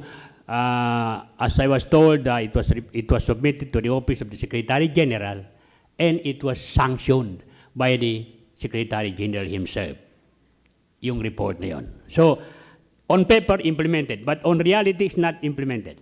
That was on question number 1, Bishop. Then, doon sa number 2, why is the Sabah issue not included in the framework agreement between the present administration of Benigno Aquino III and the MILF? Obviously, the government does not want to deal the issue at the time. Separate ang Sabah, separate ang Bangsamoro issue. And doon sila nagkasundo sa MILF. Sapagkat ang MILF also wanted that the Sabah issue should be treated after the Bangsamoro issue had been finally completed. So doon, nagkasundo sila doon. So obvious yung action ng Aquino administration. Pangatlo, yung why MNLF and MLF who profess the same followers of Islam, bakit hindi sila magkasundo? This is now a challenge to the MNLF and the MLF because this is the most ideal na makatulong sana sa ating pagpursigi na makamtan natin ang tunay na kapayapaan dito sa Mindanao. Magkaisa ito Dapat lang. If they cannot come together, maybe they can harmonize their position. Masarap na yun kung ma-harmonize na yung kanilang position. But as of now, ito rin yung aking isang komento sapagkat the tendency ating pong ina-undermine yung mga statement. Gaya nung sinabi ni Noor, when the framework agreement was signed, tinanong siya. Sabi niya, anong masasabi mo? Sabi ni Noor, as if the MILF signed its death warrant. Nobody from the media na nagtanong, nag-inquire, anong ibig mong sabihin, Mr. Miswari, Mr. Noor? So obviously, kung pinakinggan natin yun, malaman natin na natin ano yung mga action na yun. That Zamboanga siege could have been prevented should the government actively or did not undermine that statement made by Chairman Miswari. That's my comment. I think, flat-footed yung gobyerno noon sapagkat sinadya nila. Maybe sinadya, o maybe hindi na sinadya. But as early as that signing of framework agreement, alam na si Miswari may gagawing anomalya o kumbaga a reaction sa framework agreement. Thank you, ma'am. Thank you. I have acknowledged Attorney Parcasio. Quick reply from him before I proceed to Secretary Gonzales. I'm constrained to make a quick reply on the statement that the OIC has made the pronouncement that the 1996 peace agreement has been complied with. No. Actually, indeed, there was a statement. No. So we confronted the diplomat who made that statement. He said that, well, the government did not really comply. However, we made that statement to encourage the government of the Philippines to comply with the agreement. However, it is now rectified because at the height of the Zamboanga incident, the OIC Secretary General himself, Professor Ekbilidin Iksanuglu, as I have read earlier, stated that these incidents are the outcomes of the non-implementation of all the provisions of the peace agreement signed by the Philippine government and the Moro National Liberation Front. Second, during the tripartite review, the government, the MNLF, and the OIC found 42 provisions in Republic Act 9054 that created the ARMM to be in violation of the 1996 peace agreement. So the position of the MNLF was proved correct that indeed the law did not implement the 1996 peace agreement. Now, merong tanong, bakit hindi nagkakaisa ang MNLF at MILF na gayong sila naman ay parehas na Muslim? Ganin, dapat tanongin po ito kay GMA at kay Pinoy, bakit hindi sila nagkakaisa na gayong parehas naman silang Katoliko? So, actually, it's not whether you're a Muslim or a Catholic. It's whether you obey God. Because those who obey God, whether they are Muslims, Catholics, Buddhists, are the real believers of the great Almighty.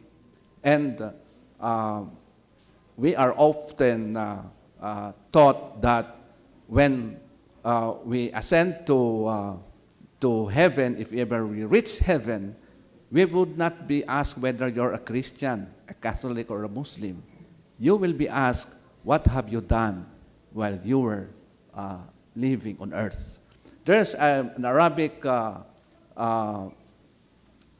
verse that says in the Quran, Bismillahirrahmanirrahim, wa nablukum wa bishari wal khairi fitna wa ilayha turja'un. Meaning that all situations, whether good or bad, these are all tests of God, and that finally we will all return to Him to be judged.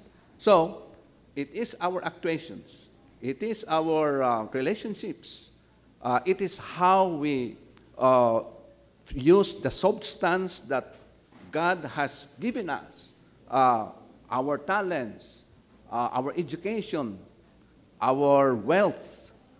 It is how we use this that will be determinative as to whether or not you will be rewarded or punished. So, huwag kayong magtataka kung ang MNLF at MILF ay hindi nagkakaisa sapagkat yung MILF at MNLF na groups ay hindi naman religious organizations. No? These are political movements.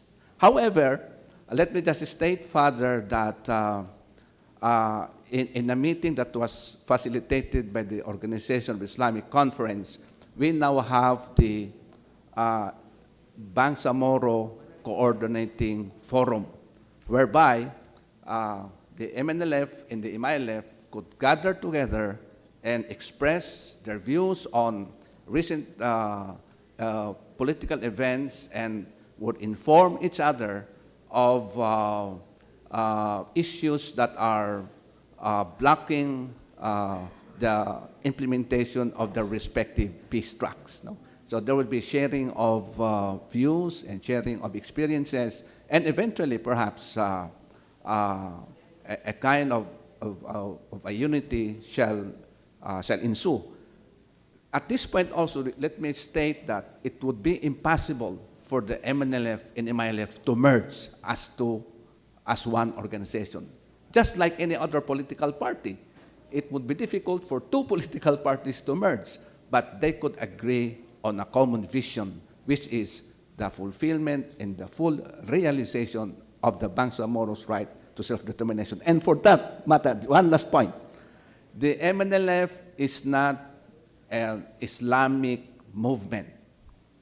The MNLF bats for a secular form of autonomous government.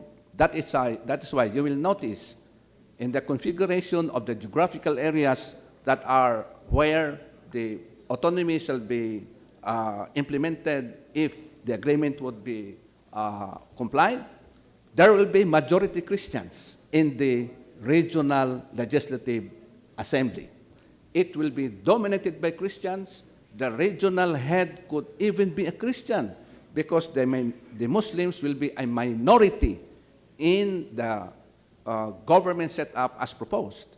The MLF does not mind that because the MLF recognizes that the settlers who have become citizens here in Mindanao, as well as the Lumads and the Muslims, they all have common problems, and they must resolve this as one political entity under a regional government covering half of Mindanao so that they would enjoy all the blessings that God has given them, gave them in the form of wealth or natural resources and the very fertile homeland called the Bangsamoro homeland. The Bangsamoro now has evolved into a political description or nomenclature covering not only native Muslims, but as well as non-Muslim indigenous peoples, and of course, including settlers.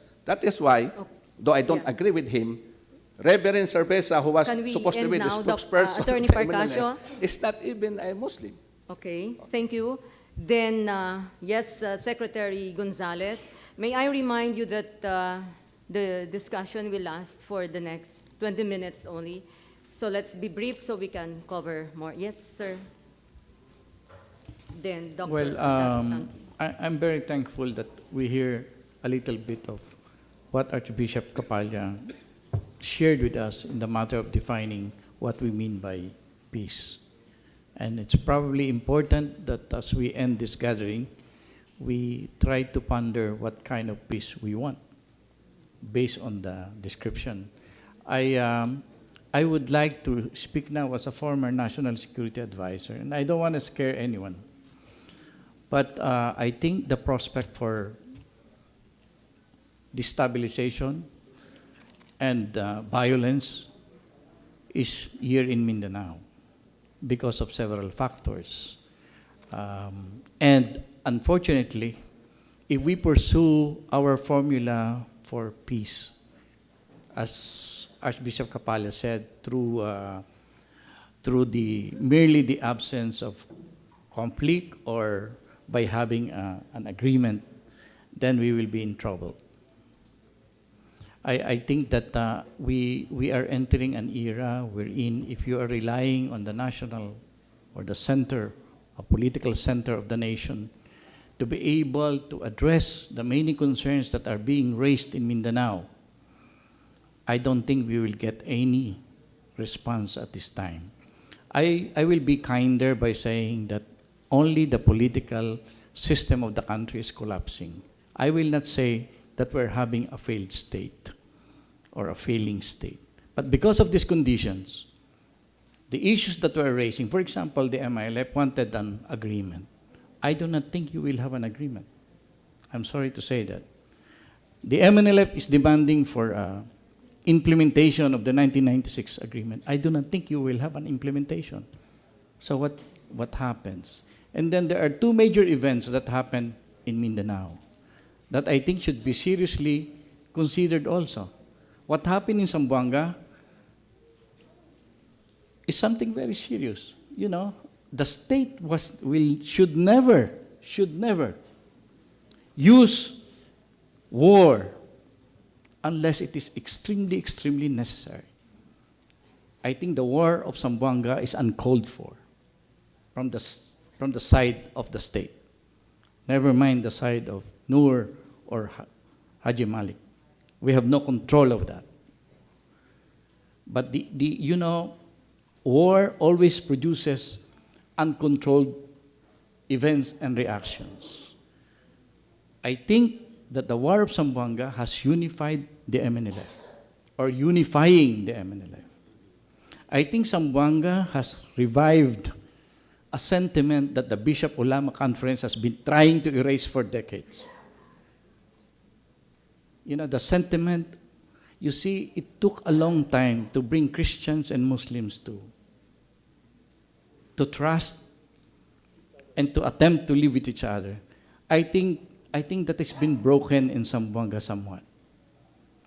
The big problem now in Zamboanga, I am accurate with my observation, is that I think the Christians of Zamboanga wants the Muslims to be out of Zamboanga. That to me is a very, very destructive sentiment at this point in time, and it must be corrected at the soonest possible time. If we're thinking of involvement as peace advocates, I would really issue a very, very strong appeal to the Bishop Ulama Conference and the important institutions in this area, the Ateneo and other institutions. We must address to repair that damage as soon as possible. Throughout our term in government, there's one thing that we avoid.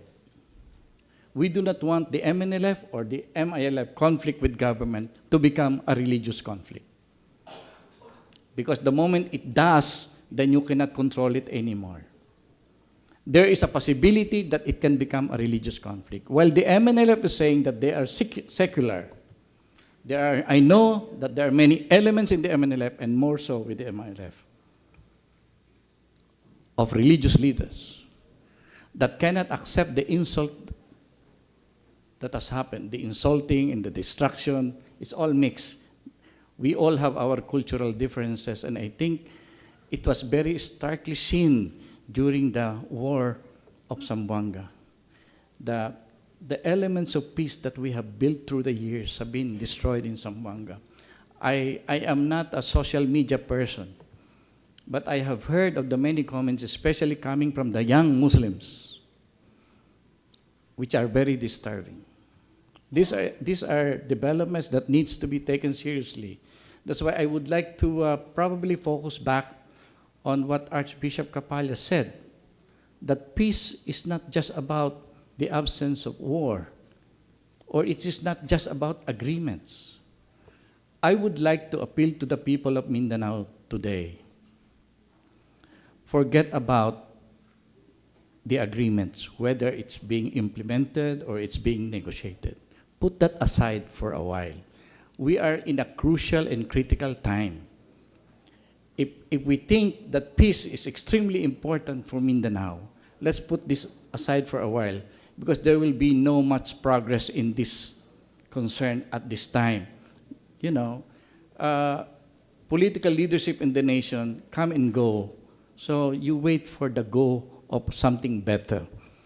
Maybe it will come, and then these issues can be addressed.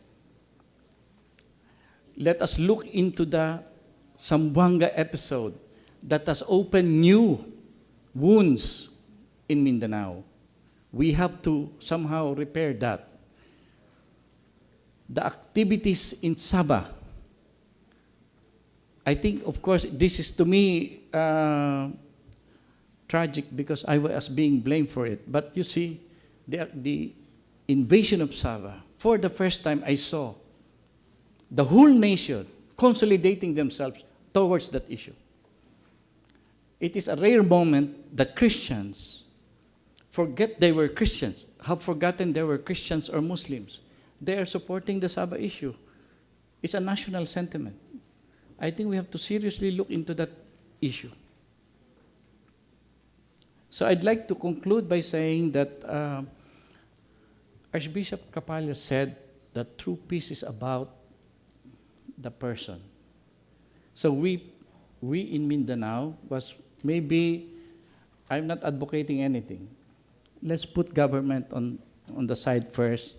Let's even MNLF, MILF issue, itabi mo na ng kaunti yan. Now, the ordinary people of Mindanao must begin to unite and form a the constituency that Archbishop Kapalya is saying, the constituency of peacemakers, that in the midst of all the crises that the nation is confronting today, the peace-loving people of Mindanao should fight to maintain peace. Violence, threats of war will not produce anything.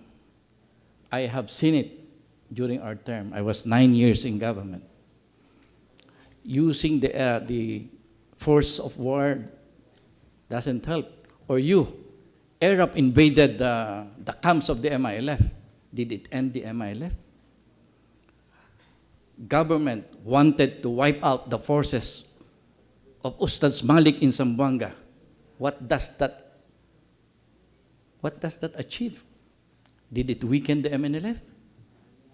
I think Nurmi Suarez even is stronger today than before the Zamboanga episode.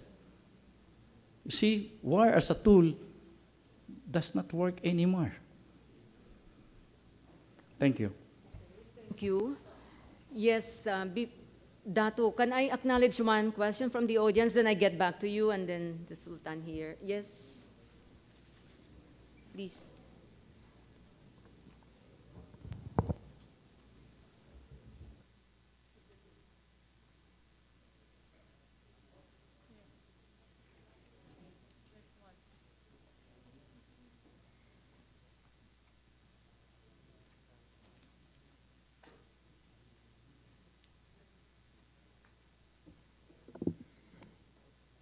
Good afternoon.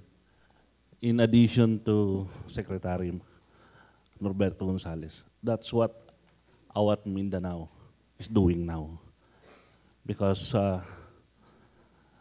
we are very sorry what had happened in Zamboanga. We peace advocates, wala kami nagawa. We have no means to go to Zamboanga to do the back channeling. We are just a voice in the wilderness. That's why we are doing this.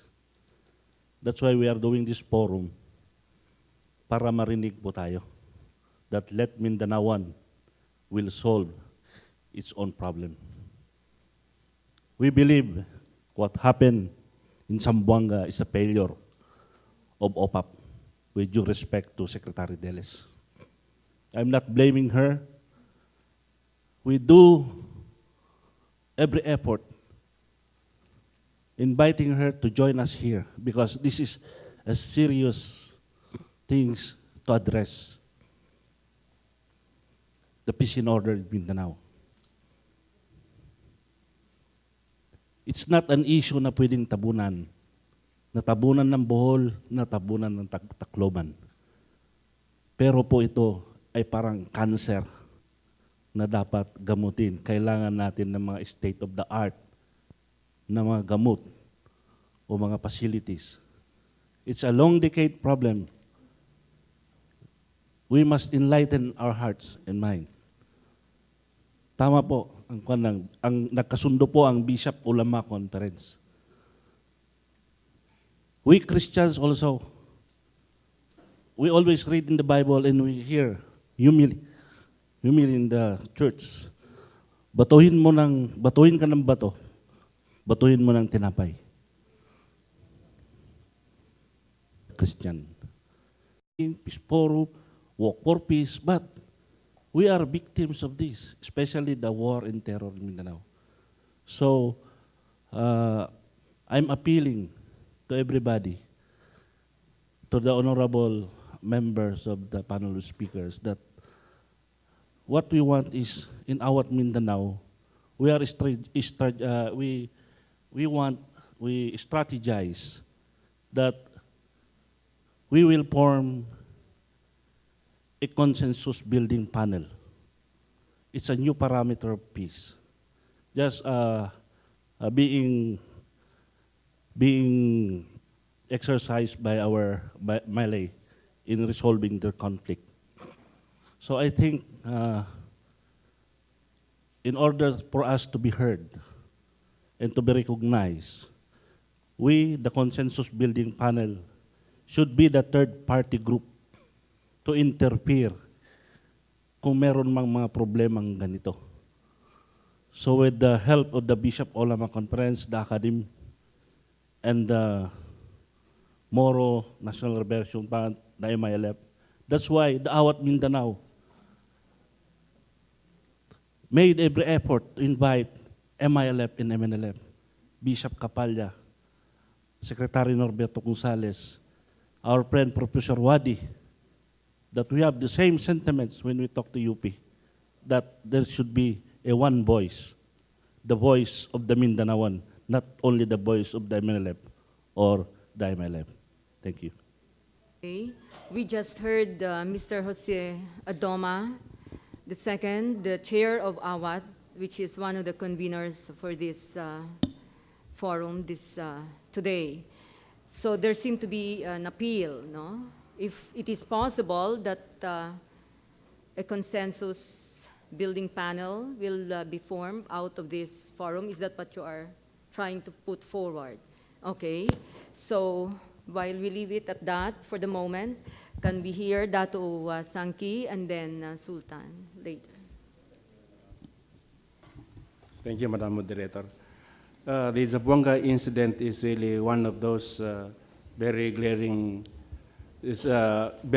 situation that showed that the 1996 peace agreement was a failure.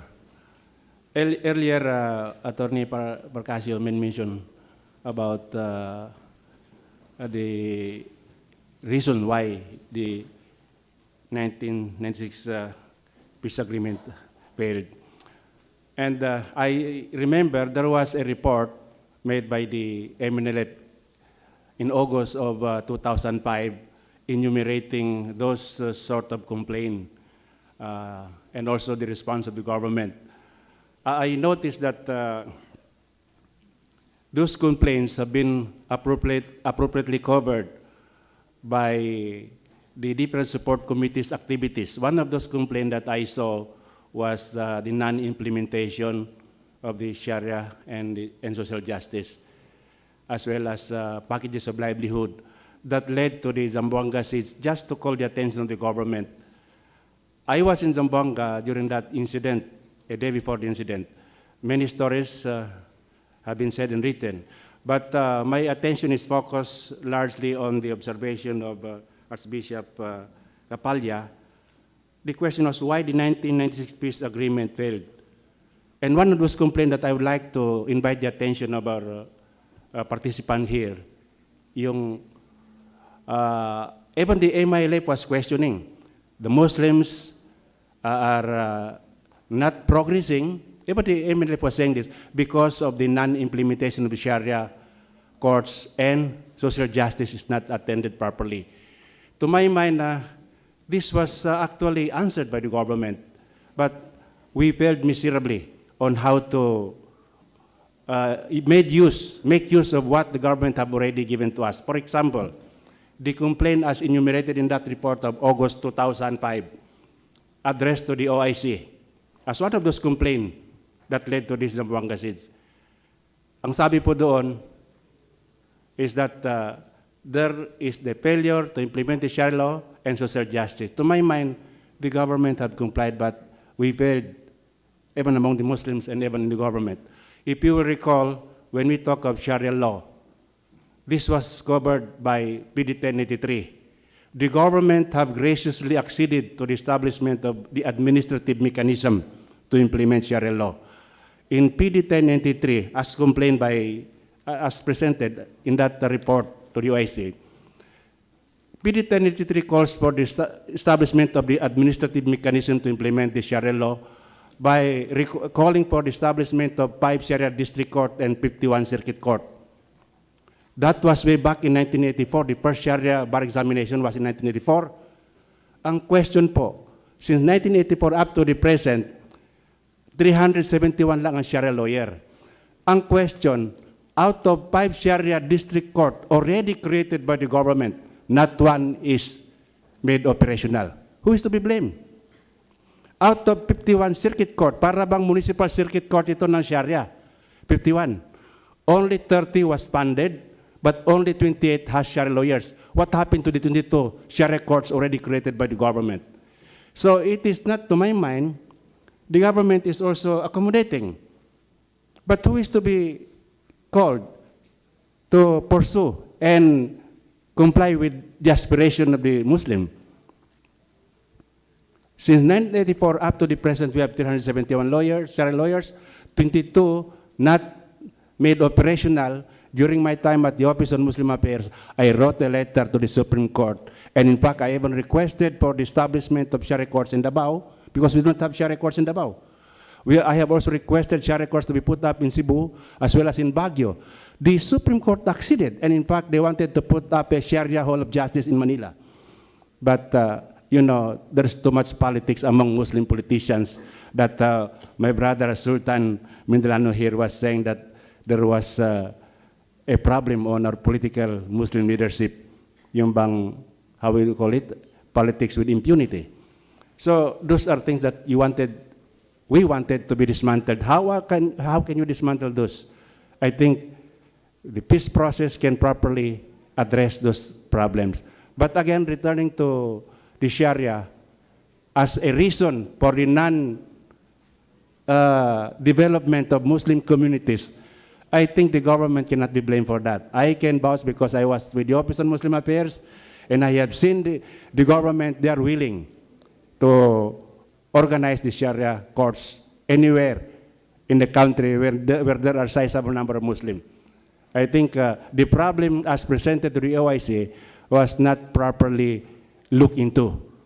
Now, on the question of packages of livelihood project as complained, with due respect, Brother Attorney, and to the MILF, in that report also, it mentioned about the non-packaging of livelihood project, and that among those agencies that were tasked to undertake livelihood project was the SPDA and its allied projects, as well as NDA.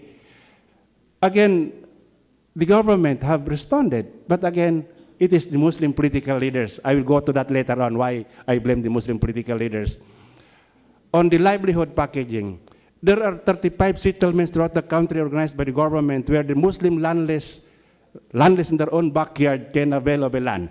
It's only a matter of how you are going to package, subdivide that land, and pattern a livelihood project pattern after the pillar system of Malaysia. But this was never done, in spite of our submissions. What I'm saying here is that because of too much politics, now I will go to the issue on political problem, this traditional political problem. No? Ang problema natin sa Muslim political leaders, they are not also united. The Muslim political leaders do not dovetail their programs with the aspiration of the Bangsamoro Province. Gusto ng Muslim fighters na i-develop ang lugar nila. Pero ang Muslim political leaders who are in politics, who are with government, are not supportive. In fact, one province of the autonomous region even wanted to secede from the arm. And I think the Honorable Secretary Gonzales is aware of that. So how can you organize a Muslim entity or organization when the leaders outside of the front are not even united. And in fact, I mentioned in many visit to the Muslim areas that sabi ko nga, Kamal Saludop, Kamal Salyo. Anong Kamal Salyo? Yung Kamal Salyo, yung leadership outside of the front are not united. They fight among themselves. It pains me to say this. I came from Ampatuan, and I know you know what is Ampatuan all about. It's a pity that those things happen there because of too much politics, and we want that to be dismantled. How are we going to dismantle that? I think this will be properly discussed here. So, the issue on why was the 1990 peace agreement failed, on the part of government, that's why, as I was saying, I have a unique experience. I have served the MILF, being a member of the TWG. I have served the MNLF, also being a member of the TWG. I have also served the government, being a member of the TWG. So what I'm saying here is that we cannot delay the peace to come. And we can do this having peace. In fact, as I was saying that I have PD 1083, I have also the report of August 2005 of the MNLF rather. I have also some documents of the MNLF, particularly the MUA AD, where I am a party to it. In fact, I am a signatory. I initiated the document on the MUA AD, as pointed out by the Honorable Secretary Gonzales. The MUA AD was a very good piece of document, and I can vouch on that statement, because the MUA AD was supported by more than a dozen sample or models of peace talk, peace agreement throughout the world. And it was properly crafted.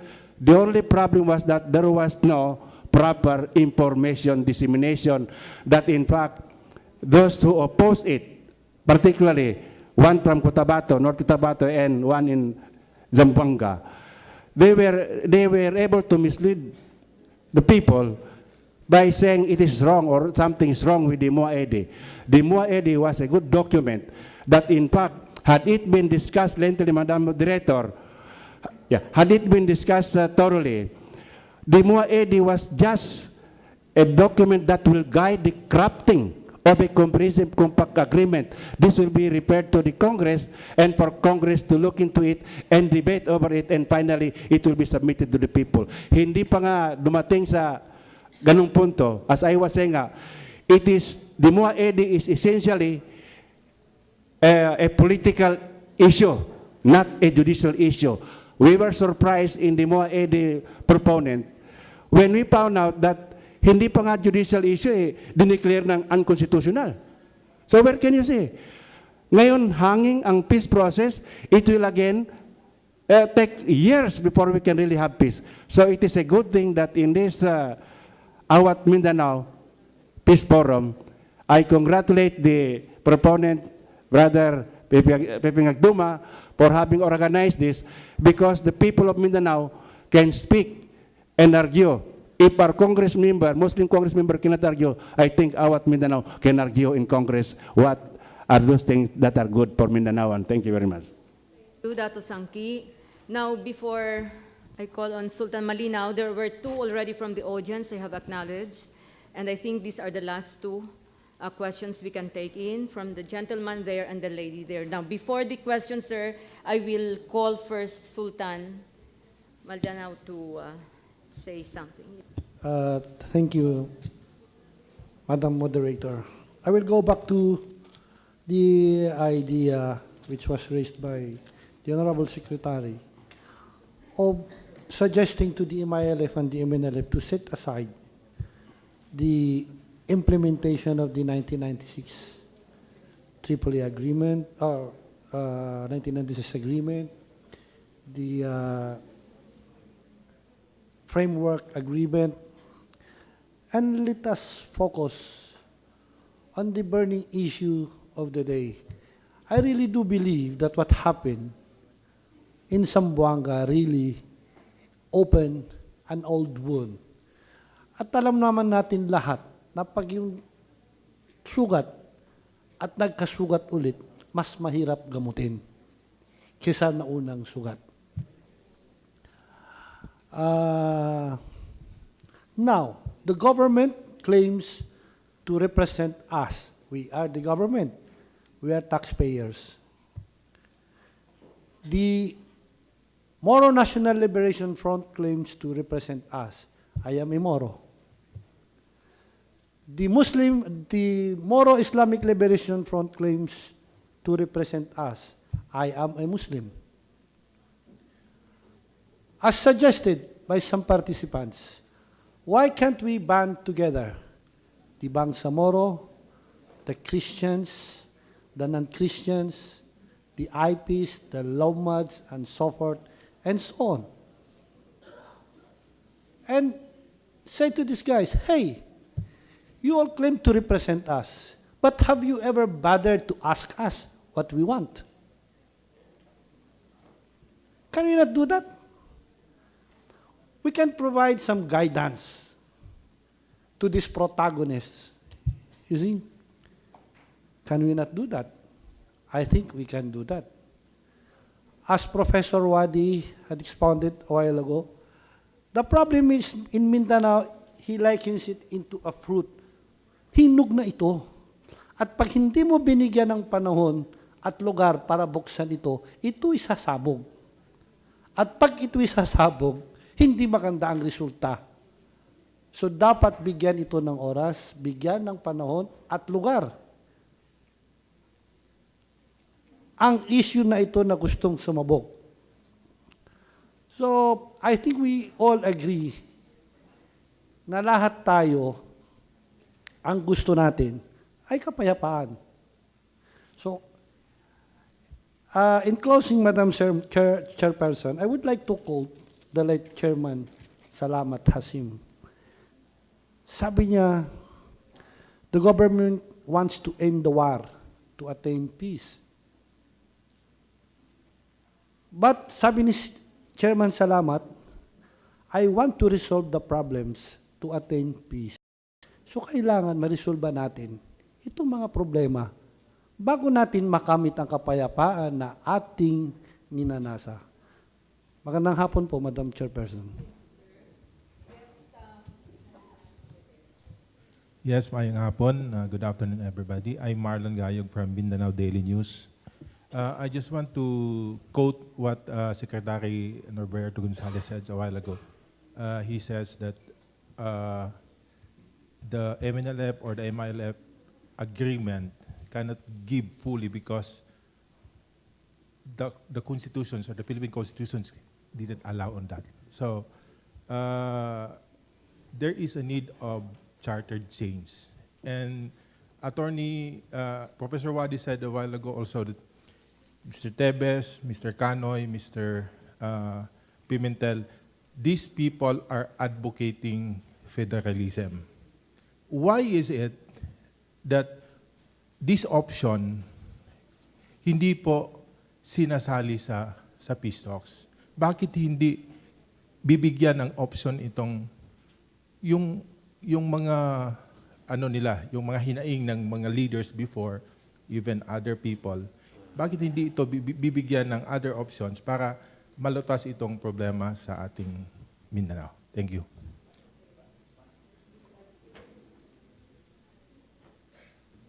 Kasi ang the basis of all negotiations was pinanggalingan niyan is the Tripoli Agreement.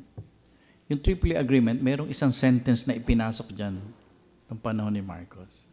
Everything is okay. You know, I'm just using layman's language. Everything is okay provided it follows the constitutional process.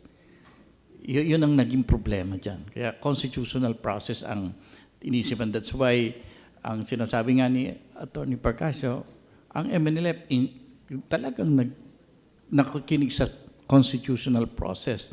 Ang problema sa constitutional process, I am a constitutionalist also, but problema sa constitutional process, it can be interpreted so many ways. You know, at saka, ang masama, both parties agreed. And I think also, ang MILF pumayag din eh. In a conflict of interpretation, para lang matuloy ang process, pinapayagan ang both parties to interpret that particular controversial statement to be interpreted. Gustong i-interpret ng MILF or MNLF this way, okay.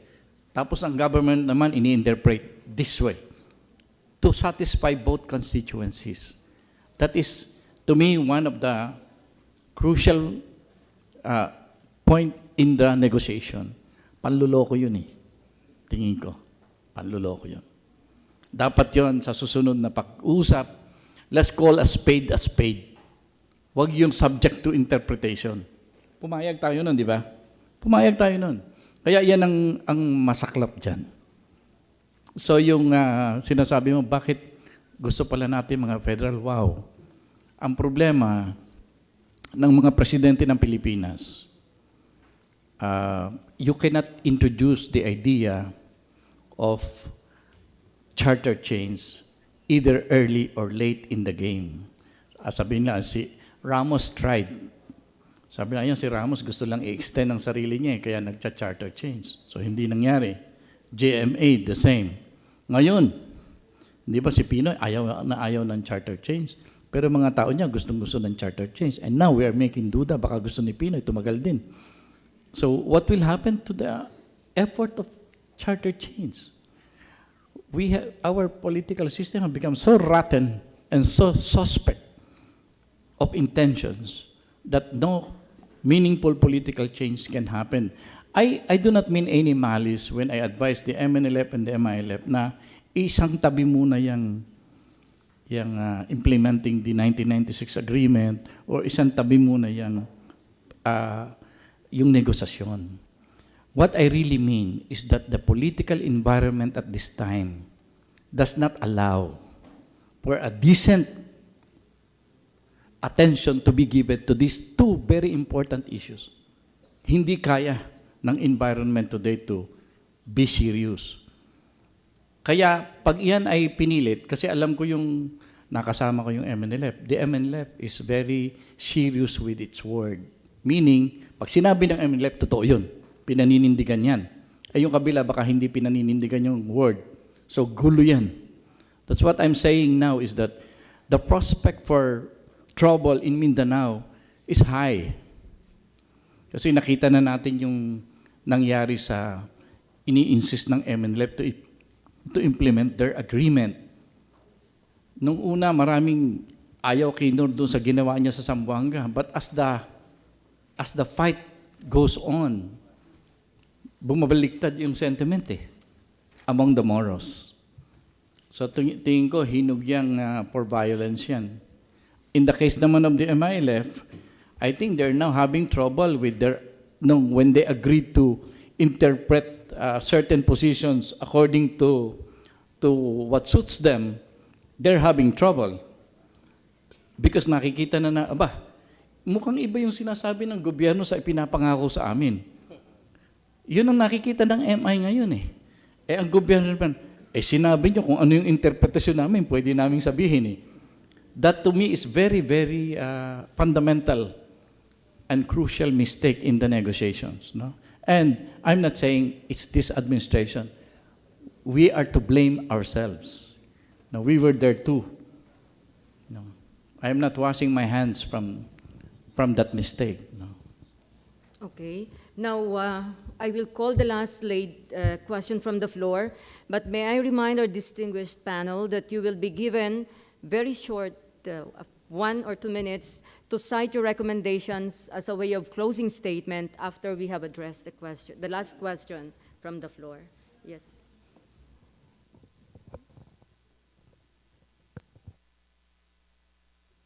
Hello. Okay.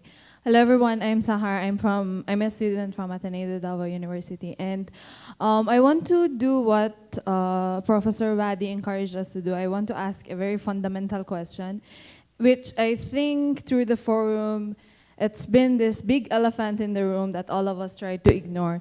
And that is, what about secularism in Mindanao? What if instead that we will try to establish more Muslim political parties, we do not allow any political parties that refer themselves or attach themselves to a certain religious group or to a certain religion that is backing it up with the fact that Philippines Constitution says separation of the state from the church. Why should this not be implemented in local governance?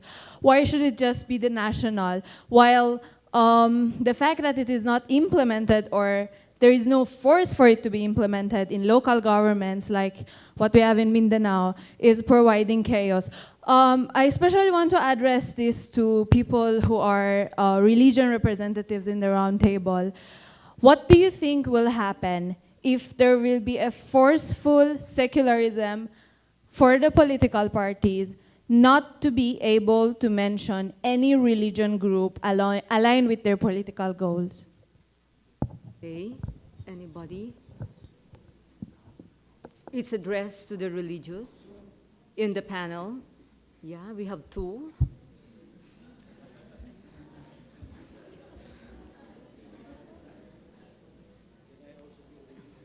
You want to be a religious, sir? Okay, Father Joel. Yes.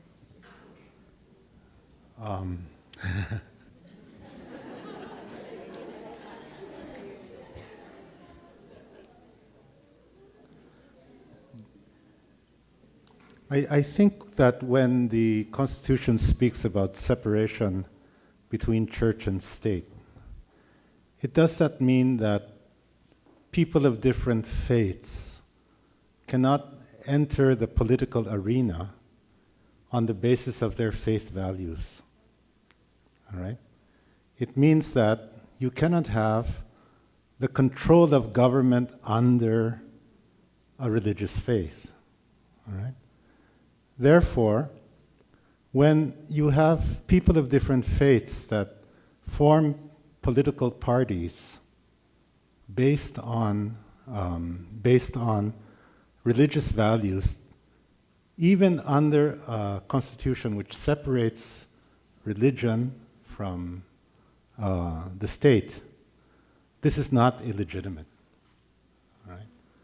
So it is possible to have legitimately, under our constitution, parties that are influenced by faith values. The phenomenon of secularization or secularism is something which competes with that kind of thought. All right? It's not something that you legislate. I mean, there are some people who feel that religious values have no place in politics. That is an option. All right? And in places like Europe, that is an option that is being taken by many. In places like the Philippines, it's the opposite. People seem to be more influenced by their religions and faiths here today, even in the face of secularization or secularism in other countries. Okay, so that would be my response. Okay. Thank you, Father. Yes, Mons. I say amen to what Father has said. Period. Yes, the last religious in the group. Now, before we end, I'd like to apologize, Madam Chair, for the volume of my voice, the past remarks I made, and the apparent emotion that goes with these remarks. I'm just quite passionate really about the Mindanao problem. As my former boss, Secretary Gonzales, knows, that I have been into it as a participant, as an observer and a victim of the Mindanao conflict. I think to the lady, what our Constitution does not agree with is for us to have an official religion. But I also say amen to what, to what Father Tabora said. Perhaps you should also try to understand when we use the word Islam or Islamic, because it does not necessarily refer to religion, but to certain ideas political, economic ideas for society without necessarily invoking that you follow this or that or Islamic religious belief. Because one thing we have to understand is when you talk of Islam, it is a way of life. So we in fact welcome now, even in our school, a discussion on Islamic finance without necessarily accepting that we will be more Muslim than others. Because even in the West, this is being discussed as alternative systems to what exists. Like if there is no usury, things like that. Anyway, I am very thankful again before we end, Madam Chair. And I would like to go back to, if you will allow me, make this be my ending statement, because there are many who would want to end. That I have great respect for all these gentlemen here and ladies, and I think I would like to sustain most of the observations. Especially, I'd like to go back to the need for a culture of peace that must be developed within Mindanao. I have reservations, though, with due respect, that if I am not ready to set aside, Sir Bert, the present efforts of the government for peace, even if there are shortcomings with the peace process between the MILF and the government of the Republic of the Philippines. Like at the very start, I saw the shortcomings in the peace process between the Ramos presidency and the MNLF. I even was surprised why the MNLF, with due respect, sir, why it was accepted, and why even they took charge of arm and even the SPCPD. Because if there were loose phrases, motherhood statements in the Tripoli Agreement, at least that was really the intention, so that negotiations will be But as far as the Jakarta Agreement, that is supposed to be a more complete draft that would have spelled out the obligations of each party in favor of the Bangsamoro people.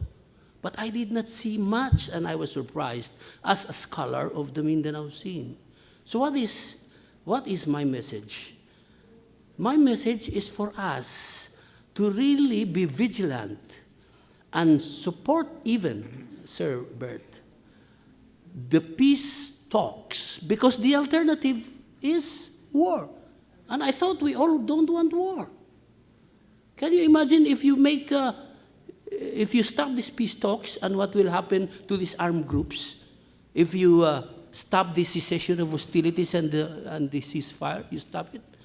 I think that despite the seriousness of the Zamboanga siege and the Sabah issue, I'm not ready to recommend that we stop the peace process. In fact, it is quite the opposite, that we should pursue it more. One thing, as I have mentioned in my book, which I gave a copy, but this one is relating to federalism as an option, is for us to be vigilant, because the way our politics is being done, the maturity of our people and all sectors, us included, is such that we can always be victims to saboteurs of the peace process. Whatever color, within the Muslim community, outside the Muslim community, within the political spectrum, there will always be people who will try to stop genuine peace from being achieved in Mindanao. That is what we should be looking for, Father Tabora, as academic institutions, through our instruction, through conferences like this, and through research. Have we done research on the Zamboanga siege? Is it true that politics intruded into the decision to assault or not? That VP Vinay was supposed to be there doing negotiation, and yet one secretary, because of potential, these are questions that I have heard. And I don't know if these are true or not. So why don't we do research? If there was one secretary who just came in and because he wanted to be president or world minister, these are rumors. These are rumors which I want the academe to validate by doing real research so that we expose to our people those who are mere politicking, those who are really against peace because they cannot transcend their vested interest, whether political or economic. Thank you, Madam Chair. Thank you very much, Dr. Socarno D. Tanggol, President of MSU IIT. Yes, Attorney Randolph Parcasio. The recommendation. First, there was a mention about federalism. To tell you, the 1996 peace agreement contains or vests upon the Bangsamoro people more powers as a federal state than one state of the United States of America.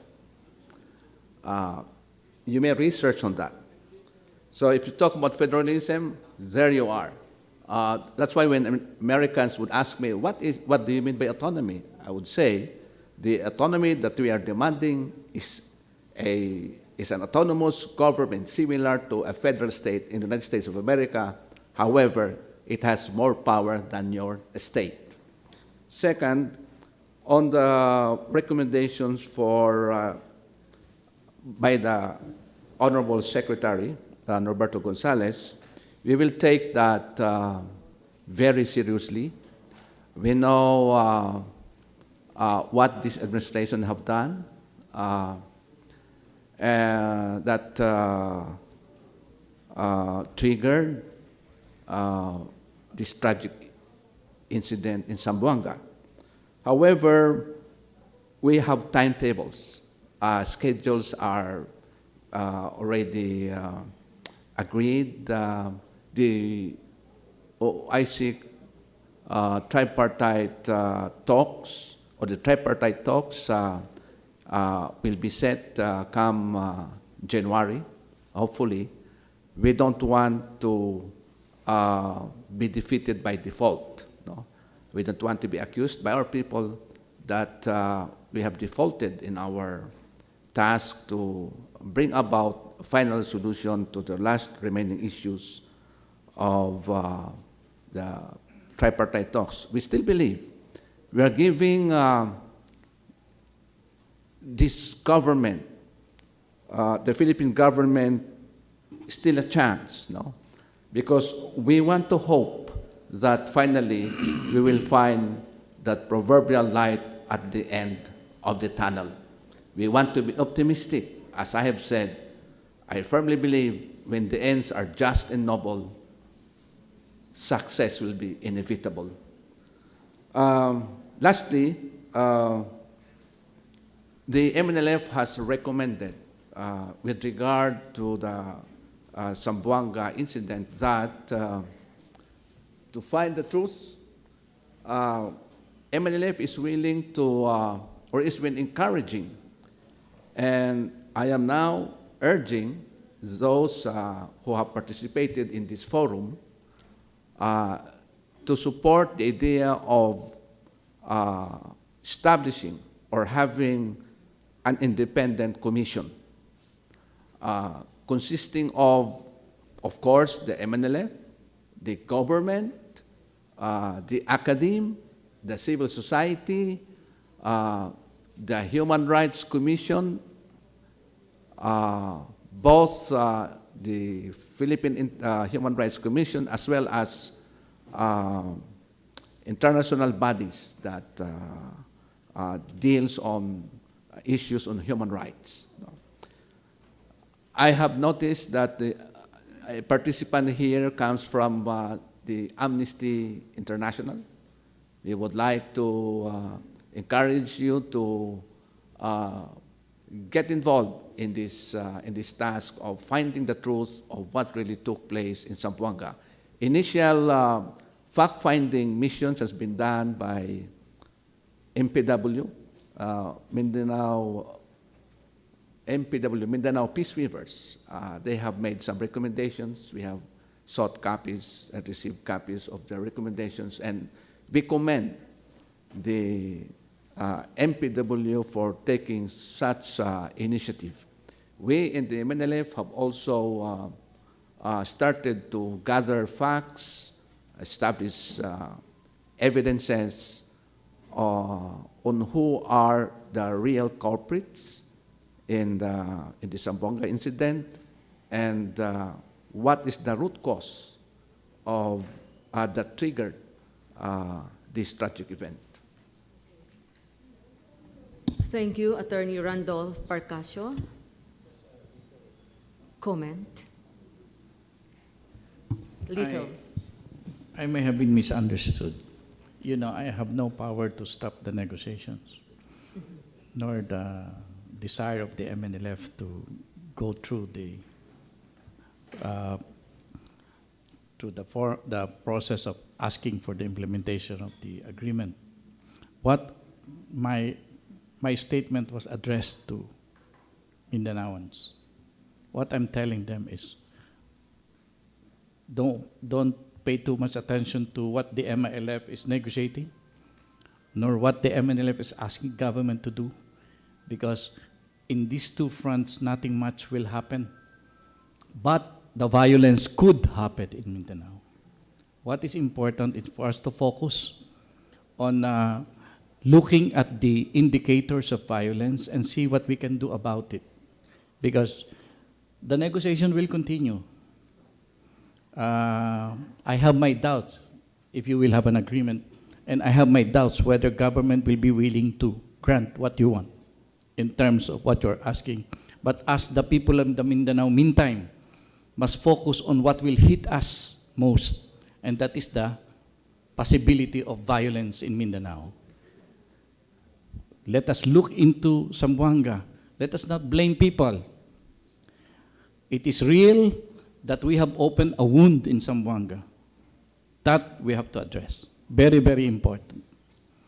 All the work of the Bishop Ulama League that I have seen through the years of making sure that the conflict in Mindanao does not become a religious one is now in jeopardy. It has to be seen. Kayong mga marunong sa computer, ako hindi marunong. Look into the social media, what's being discussed by the young Muslims. Read it. And be sensitive to the signs of the times in Mindanao. Thank you, Secretary. Yes, Sultan Mindalano. Yes, Madam Chair. I fully recommendation? subscribe with the statements of Secretary Gonzales. You know, this Zamboanga incident, so much hullabaloo about it. The firefight started on a Sunday morning, if I'm not mistaken, on a Sunday morning. I received a call from Attorney Manuel Fontanilla asking me if I can call Vice President Binay to talk with him.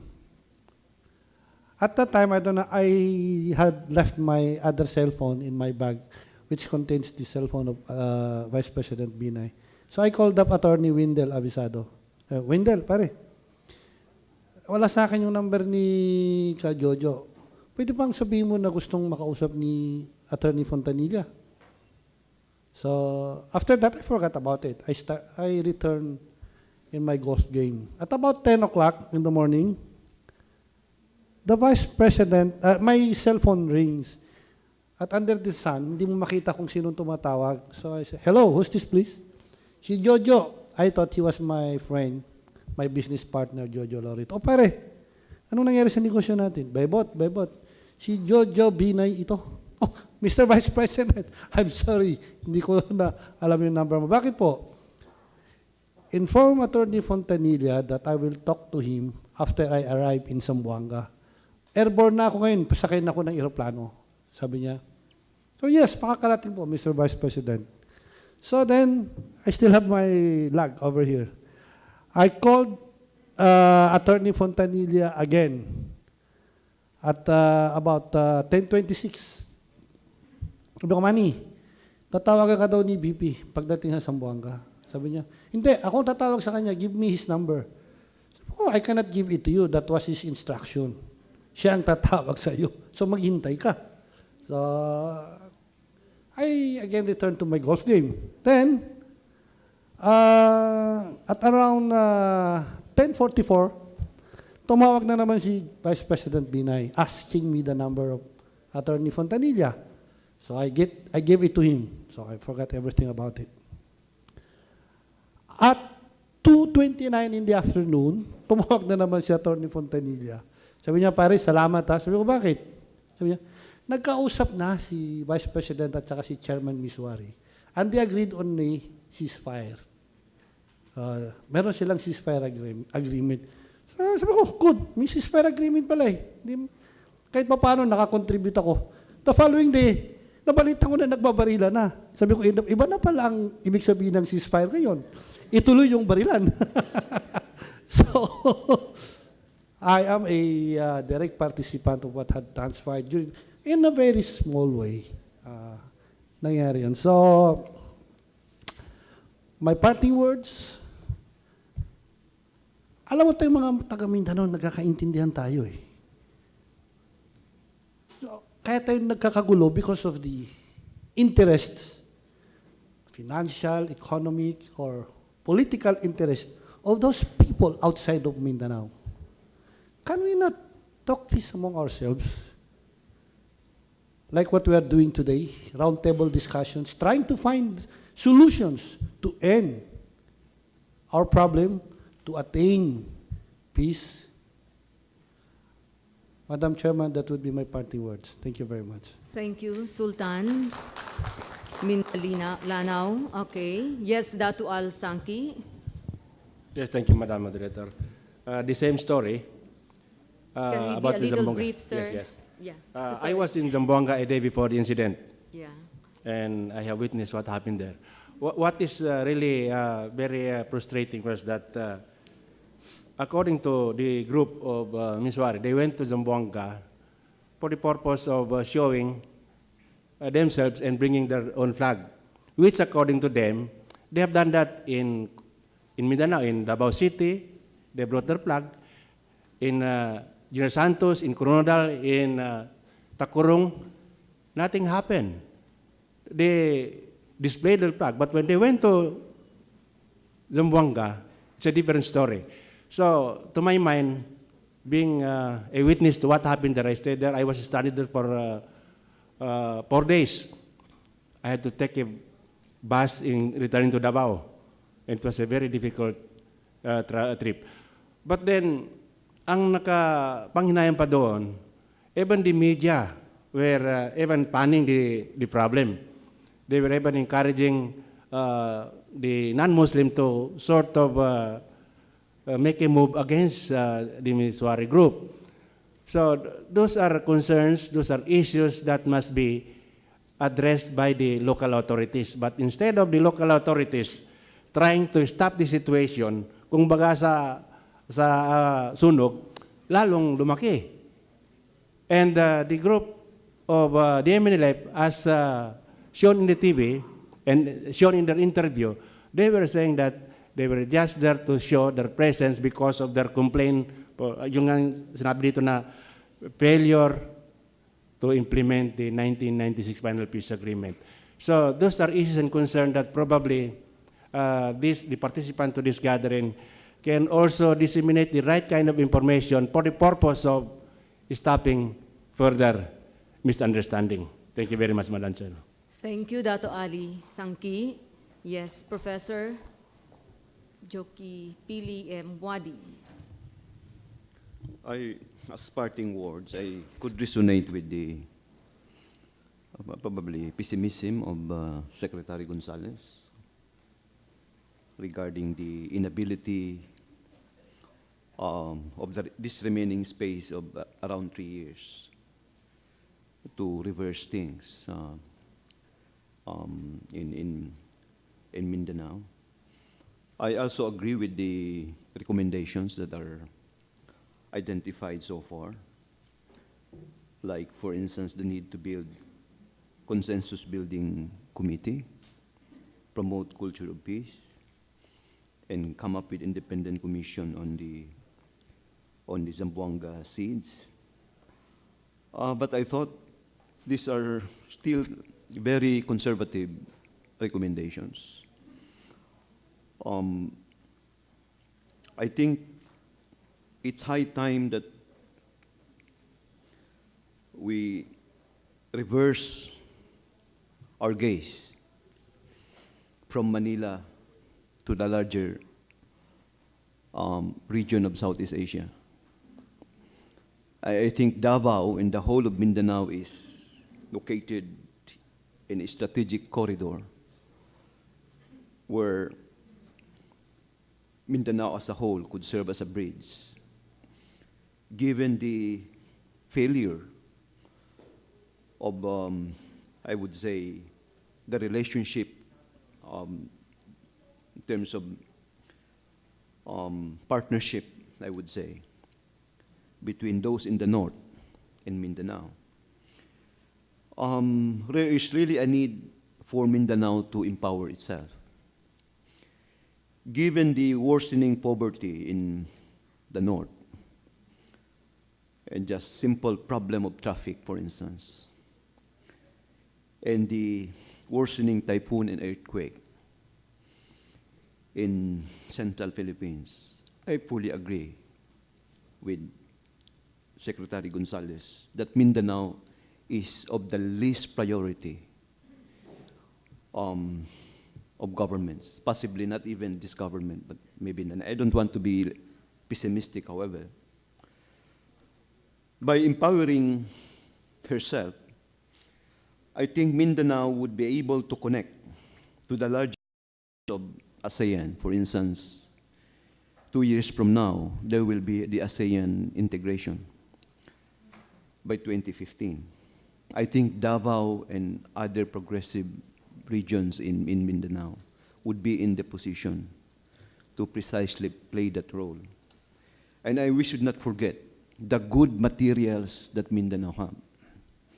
We have to nurture them and probably even rally behind them so that there could be leadership, new leadership that could emerge in Mindanao.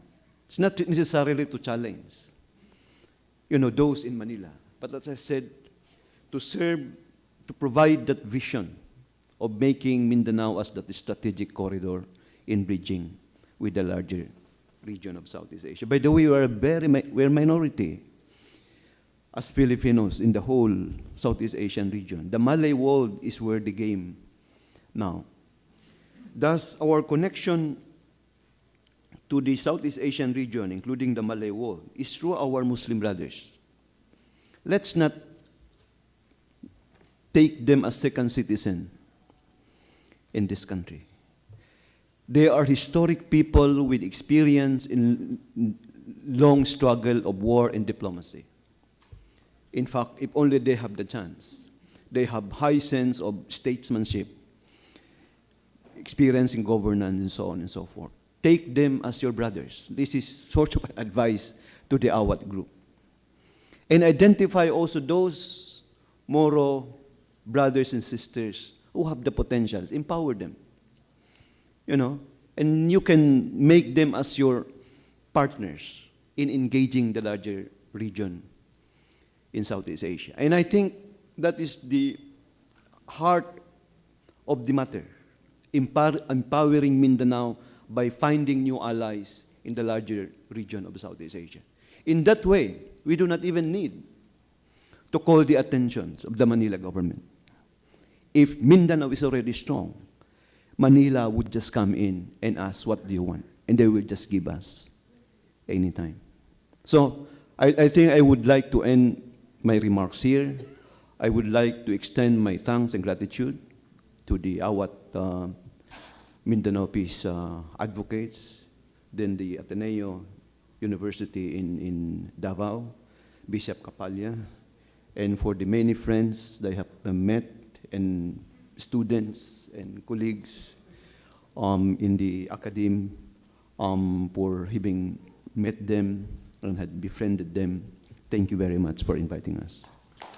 Thank you, Professor Wadi. Yes, Secretary Gonzales. Well, thank you for inviting me also. It spoils my retirement, but thank you. And I would like to end by saying amen to Father Tabore's statement on the separation of power and state, because what the lady questioned to me is very disturbing. I think one of the main reasons why our politics have been really been corrupted is because we tried to set aside the important values that our faiths are taught us, and we remove it from our politics. That's why our politicians are good during Sunday, those Christians, and Muslims good on Fridays, but the rest of the week, they forget their religion. They forget the values that our faith have inculcated in us, and we become corrupt. So, dear lady, listen to Father Tabore's distinction of separation of power and state, but never remove the values that our religion teaches us. Let's campaign for our congressmen and our governors and our mayors, our local officials, to please listen to their conscience more than their greed. Thank you. Yes, Attorney Caballo. Thank you, Madam. Once again, my sincere thanks to the organizer, to the AWAT Mindanao, the PIGLASAPAT, and the USIAC of the Ateneo de Davao for inviting us in this very relevant occasion.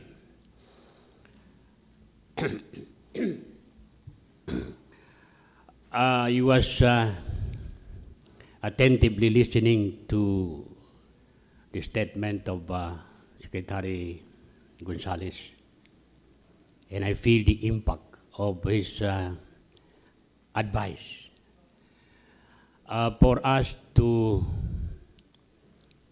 set aside our present aggressiveness to be able to address our problem.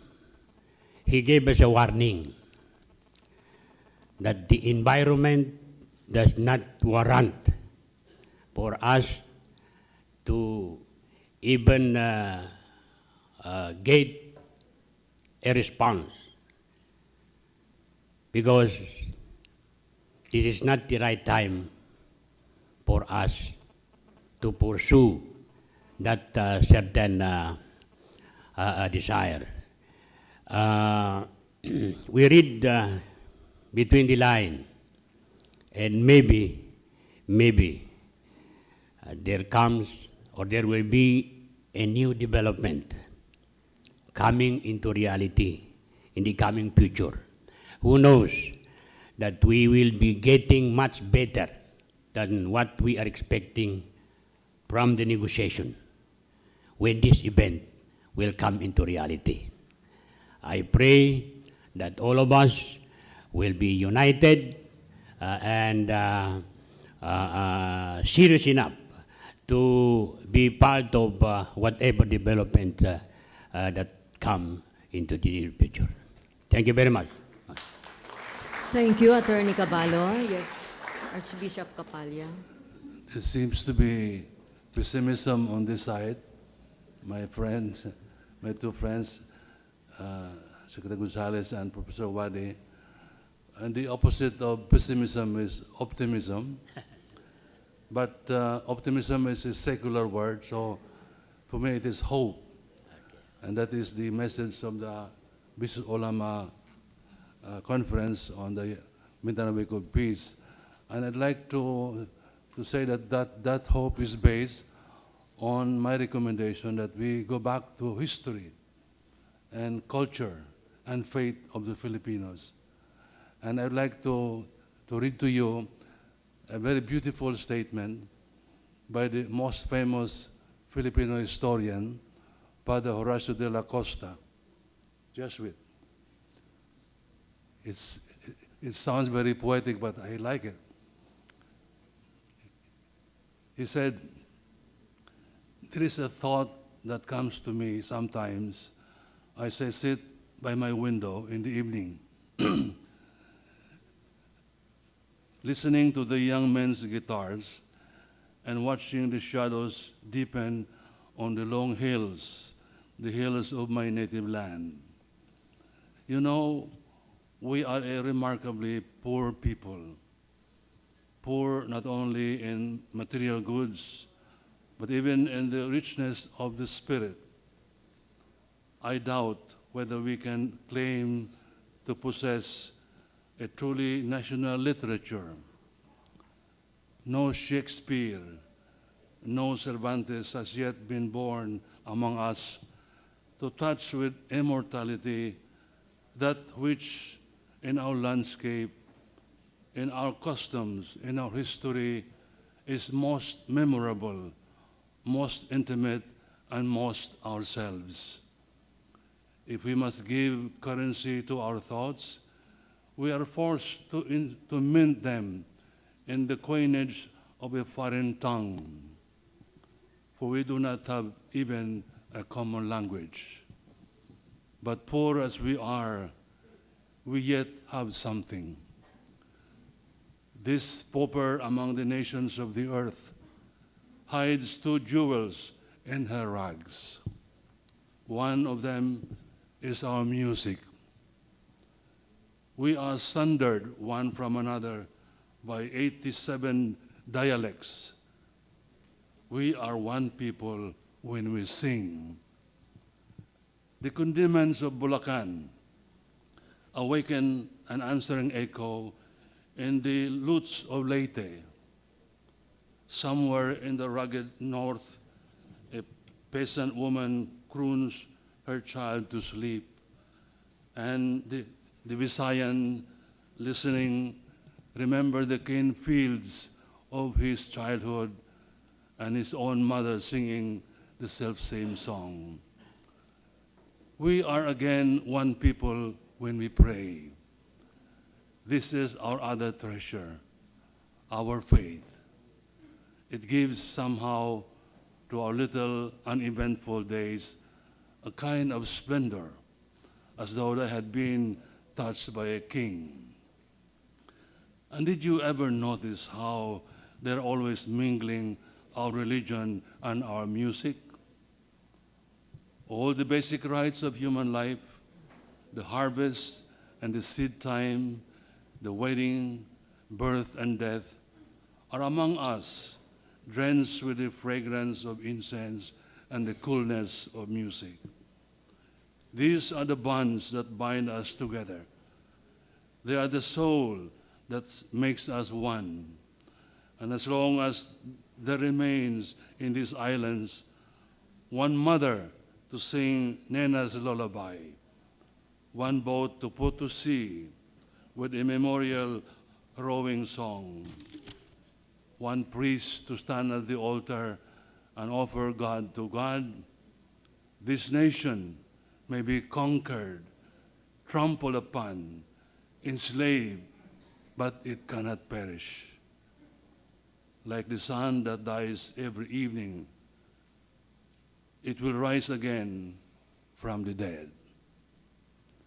Unquote. Thank you and good afternoon. Thank you, Monsignor Capalla. Yes, Father Joel. I guess I'm the last one by design. And by design, I think as a host institution here, I'd like to thank everybody for participating at this in this conference. Those who are in the audience, but then also those who are here at the table. I must say I learned a lot. Personally, I learned a lot during this day of dialogue. I learned that Nur Miswari is a prayerful man. And I learned that Javier Malik is a peacemaker. That is something I will have to think about and reflect over.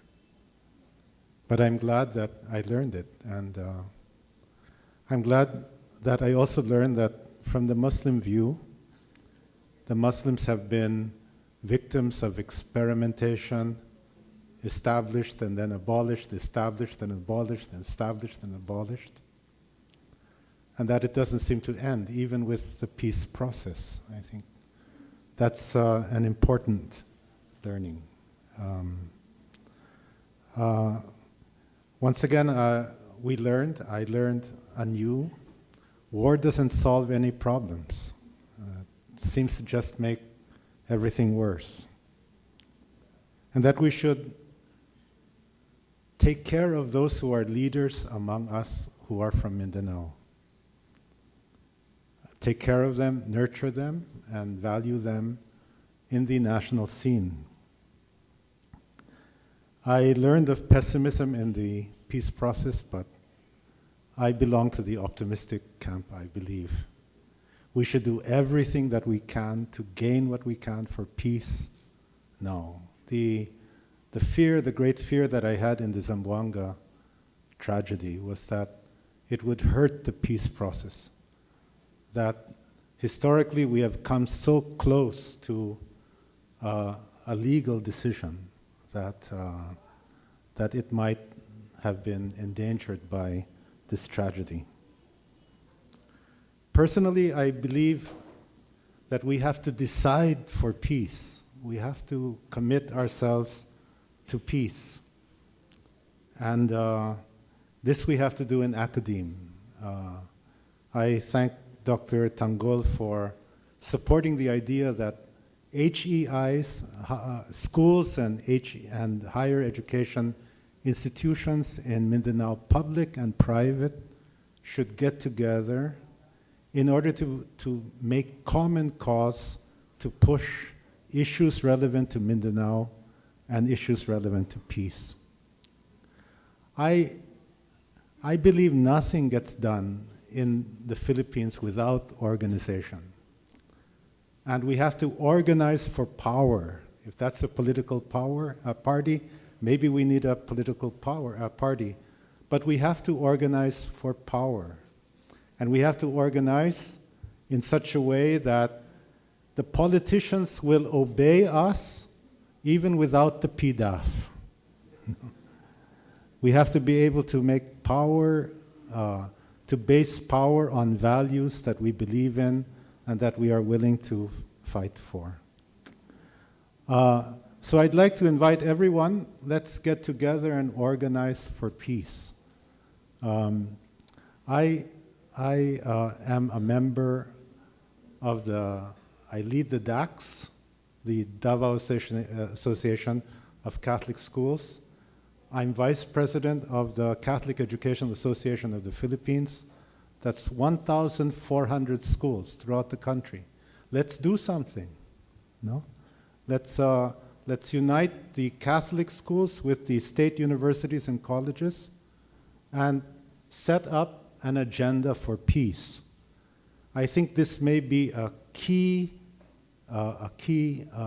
strategy for getting our congressmen on the bandwagon for peace. There's no more PDAF, but there's us, no? And I think we can do something if we put our strength together. So thank you very much for your participation.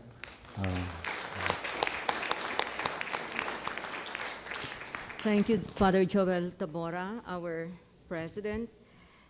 Now, I should not be speaking after our president has spoken, but the instruction says I'll give a little synthesis.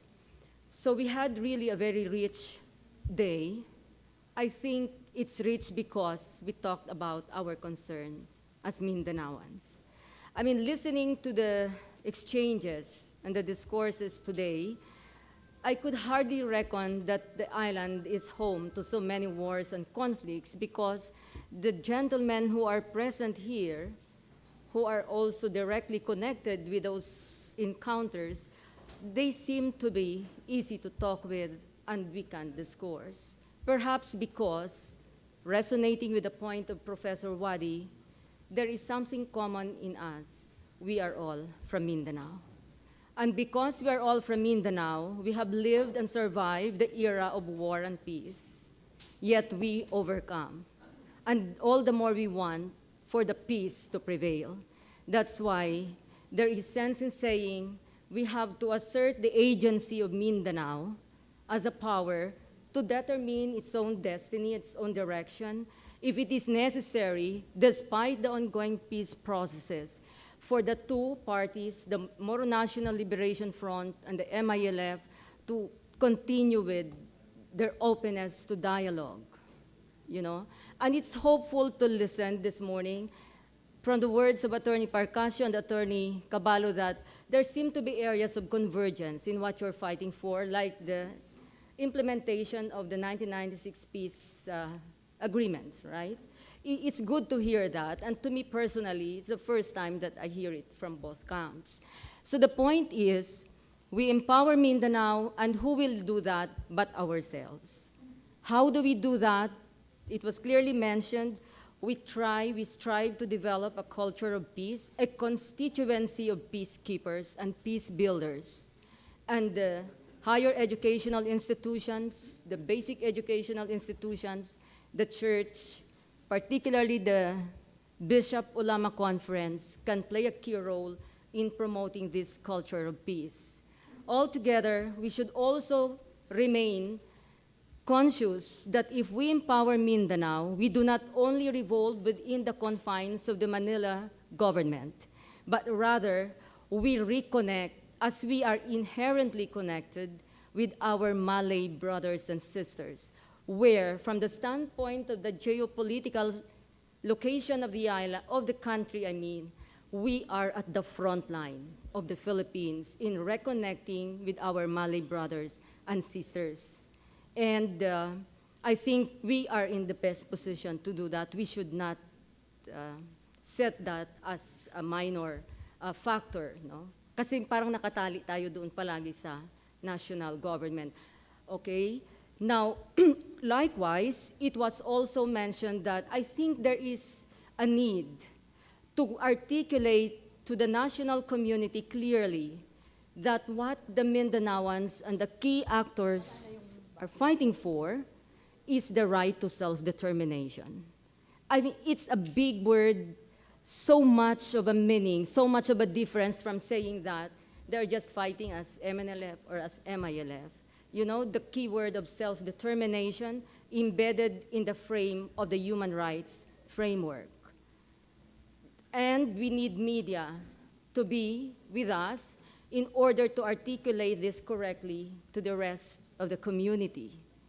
So as we need the HEIs and the basic educational institutions, the church, as cultural apparatuses of our society, to promote the empowerment of Mindanao and put out the correct messages to reinforce and affirm what we want to happen, and to correct and to demystify the errors in our consciousness, we likewise need the media to do that key role for us. Specifically, because we cannot continue on asserting for the right to self-determination solely from the ambit of the formal processes of the state, we need to engage with the democratic system that is within us. And so issues of political parties emerged. Perhaps this can be considered, and it seemed that the bias is in favor of a party system that is principle-based and commitment-based. We get away from a culture of a very personalistic party system, okay? And likewise, it was mentioned that on the practical plane, there are certain issues or courses of action that were put forward. One is, how about creating a consensus building panel that will be one of the arena where the Mindanaoans can also present their sides? And this is being put forward by the AWAT group, no? Second, we have to develop a, what is it? Okay, Father Tabora mentioned, and this is a very strategic move, that we have to cascade the issues of Mindanao into the broad linkages of the school system all throughout the country as part of a strategy for power building. Now, this is something very, very promising and something very crucial. Unlike the usual strategies we do, that many of the negotiations simply happen within the traditional political realm, now we would like to bring the issue into the concerns of schools so that they too can contribute into the better understanding of the issues of Mindanao and help contribute into the changing of consciousness towards a consciousness that appreciates the greater values of peace and the basic rudiments of a lasting peace. There was also a concrete suggestion that we have to continue forging dialogues. I think it's an investment worth pursuing, even if we know that there is little that we can get from it. The little that we get from it can be redeemed by the fact that despite the voluminous challenges we face, we continue to sit down here, talk with each other, listen to our mistakes, listen to what we have done correctly, and open ourselves to the possibilities that we can commit as a group together. There is only one Mindanao, and only us, the people of Mindanao, can make it survive. Good day and good afternoon to all of you. Thank you.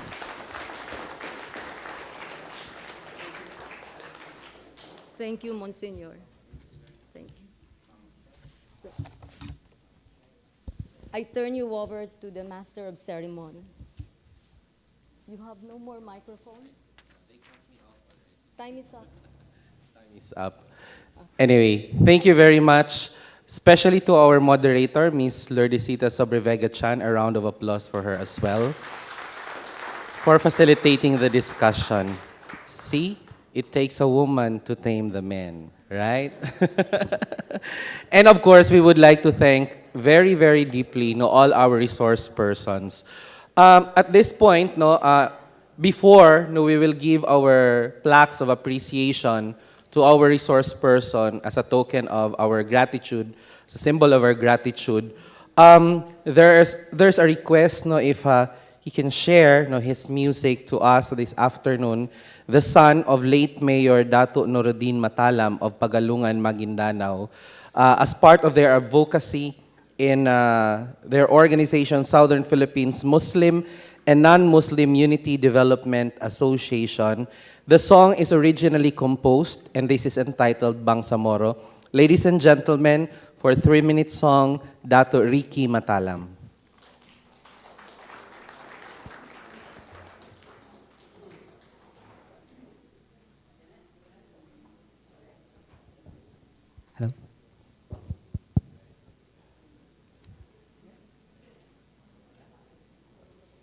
Yeah, assalamualaikum.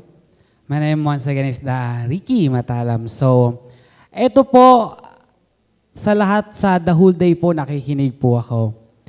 Isa lang po ang gusto naming ipahiwatig, mga youth of Moro. May ginawa po silang kanta, kahapon ko lang po nakuha. Hindi ko pa nga po masyadong memorize. Palakpak naman po kayo dyan, pero para medyo alive tayo konti.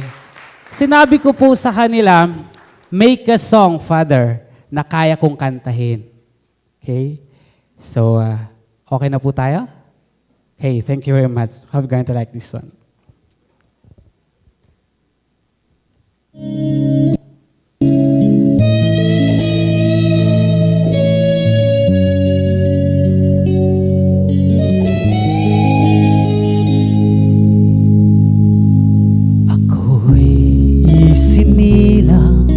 Sa isla ng Mindanao, dito'y aking nakagisnan, magagandang tanawin. Malinis na tubig, kagubatang malawak, malayang napupuntahan. Kay raming mga ibon sa malinis na hangin, wari nakikipaglaro. Payak na tahanan, mga simple ang tao, ubod ng kabutihan. Yan ang lahing bangsa sa muro na pinagyayabang ko. Bangsamoro ang tawag sa lahi ko. Ikarangal mo, ipagmalaki mo, sa dakilang layunin mo, nabigyan mo ng bagong pag-asa. Pangarap nilang lahat maabot sa Bangsamoro.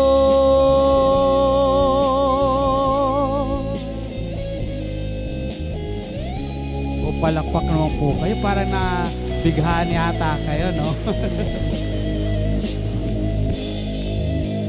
Ako'y isinila sa isla ng Mindanao. Ito'y aking nasaksihan, kay lupit na karahasan. Di may kukubling, binalot ng siglong nagdaan. Kay raming mga taong nagbuwis ng buhay, hangad ay kapayapaan. Digmang kay lupit, malay impyerno, ugat ay pangaangkin. Sa lupang sinilangan, pag-aari ng lahi ko.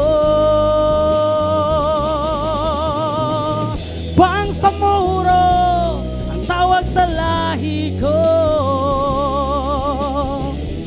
Ikarangal mo, ipagmalaki mo,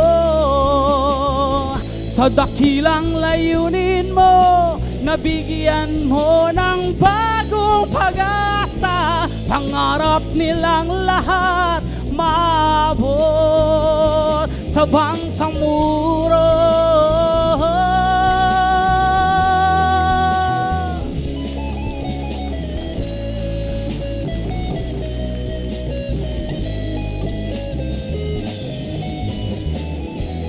Bangsamoro ang tawag sa lahi ko.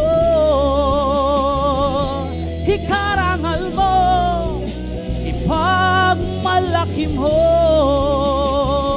sa dakilang layunin mo, nabigyan mo ng bagong pag-asa. Pangarap nilang lahat maabot sa Bangsamoro.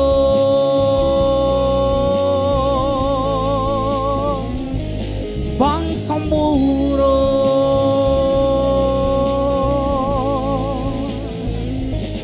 Bangsamoro.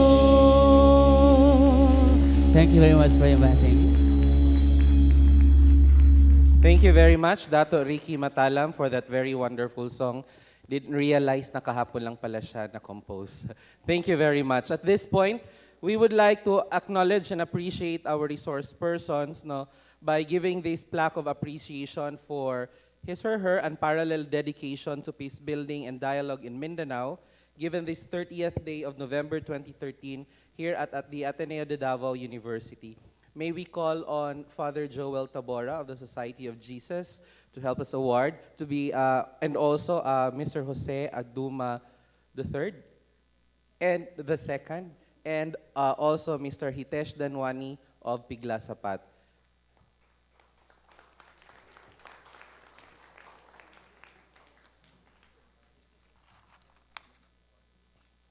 The first plaque of appreciation is given to Professor Jukipli Wadi.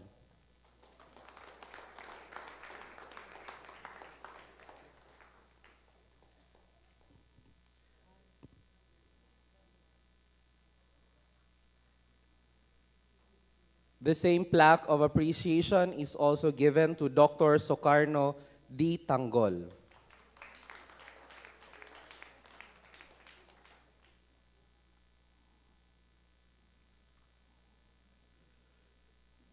Plaque of appreciation is also given to Sultan Ali A. Mindalano.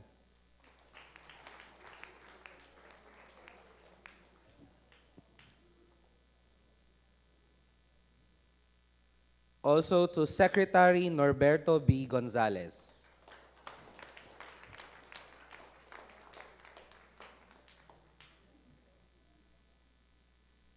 We would also like to thank Attorney Randolph C. Parcasio.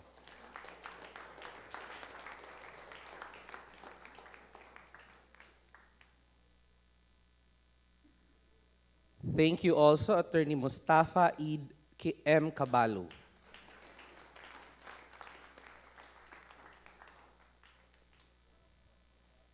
Thank you also to Archbishop Emeritus Fernando R. Capalla, D.D.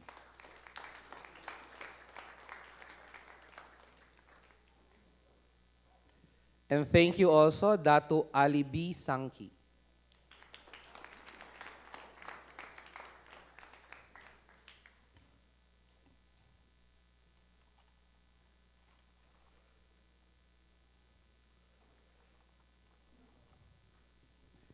Thank you very much, everyone.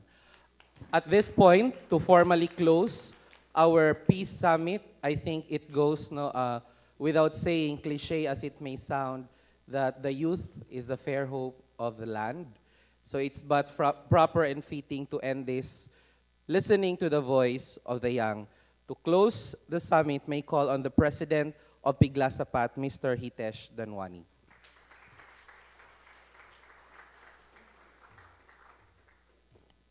So good evening, everyone. So I'll just keep this short now. So as a student, as an ordinary student, sometimes all of this seems so confusing, frustrating, and even scary at times. This was highlighted in the war in Zamboanga, and we begin to question, we begin to wonder, what is this? Is this political? Is this religious in nature? So a lot of things are going on. There are so many actors involved. There are so many voices coming out. There's a sea of possible outcomes for every move each actor makes. But in the middle of it all, there is our beloved Mindanao. What is peace? And what is peace here in Mindanao? When can we say that we have achieved peace here in Mindanao? Why is peace so complicated, especially here in Mindanao? I think I know the answer. It's because Mindanao is beautiful and sophisticated.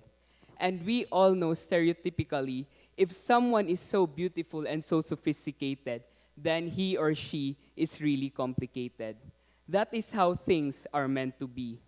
But I also know that if we love someone so much, we are willing to work for that someone.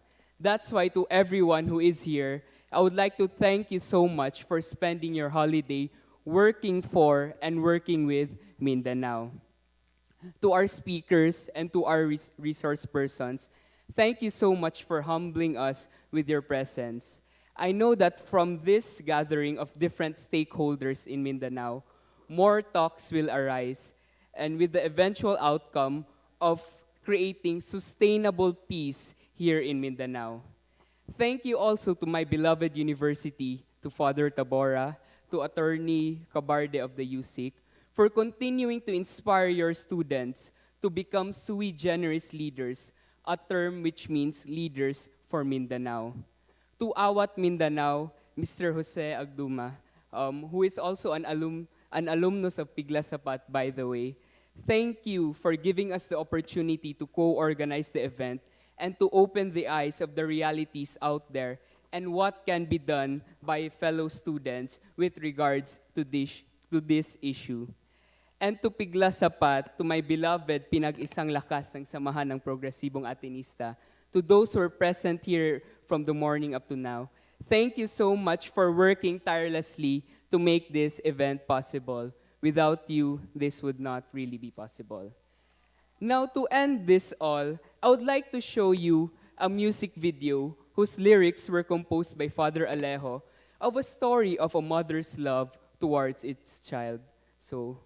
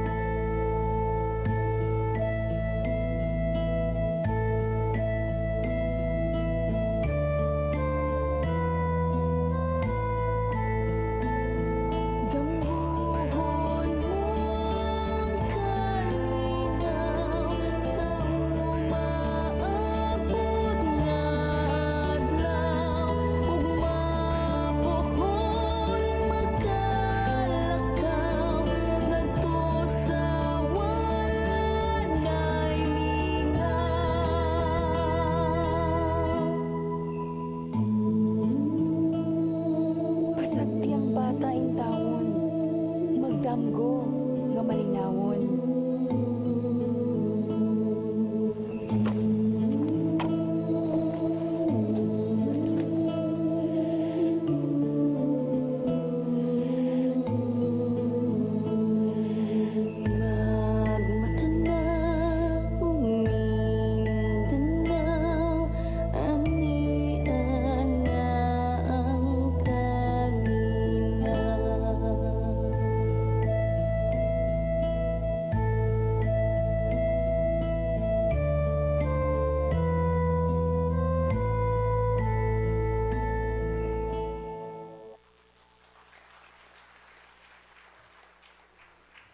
So to end today, Mindanao is our love. Mindanao is our baby. Let's take care of it. Thank you. That concludes our Peace Summit. May peace be upon us all. Thank you very much and good afternoon. May we request all our resource persons to join us in front for a photo ops. Thank you very much. Together with AWAT PIGLASAPAT.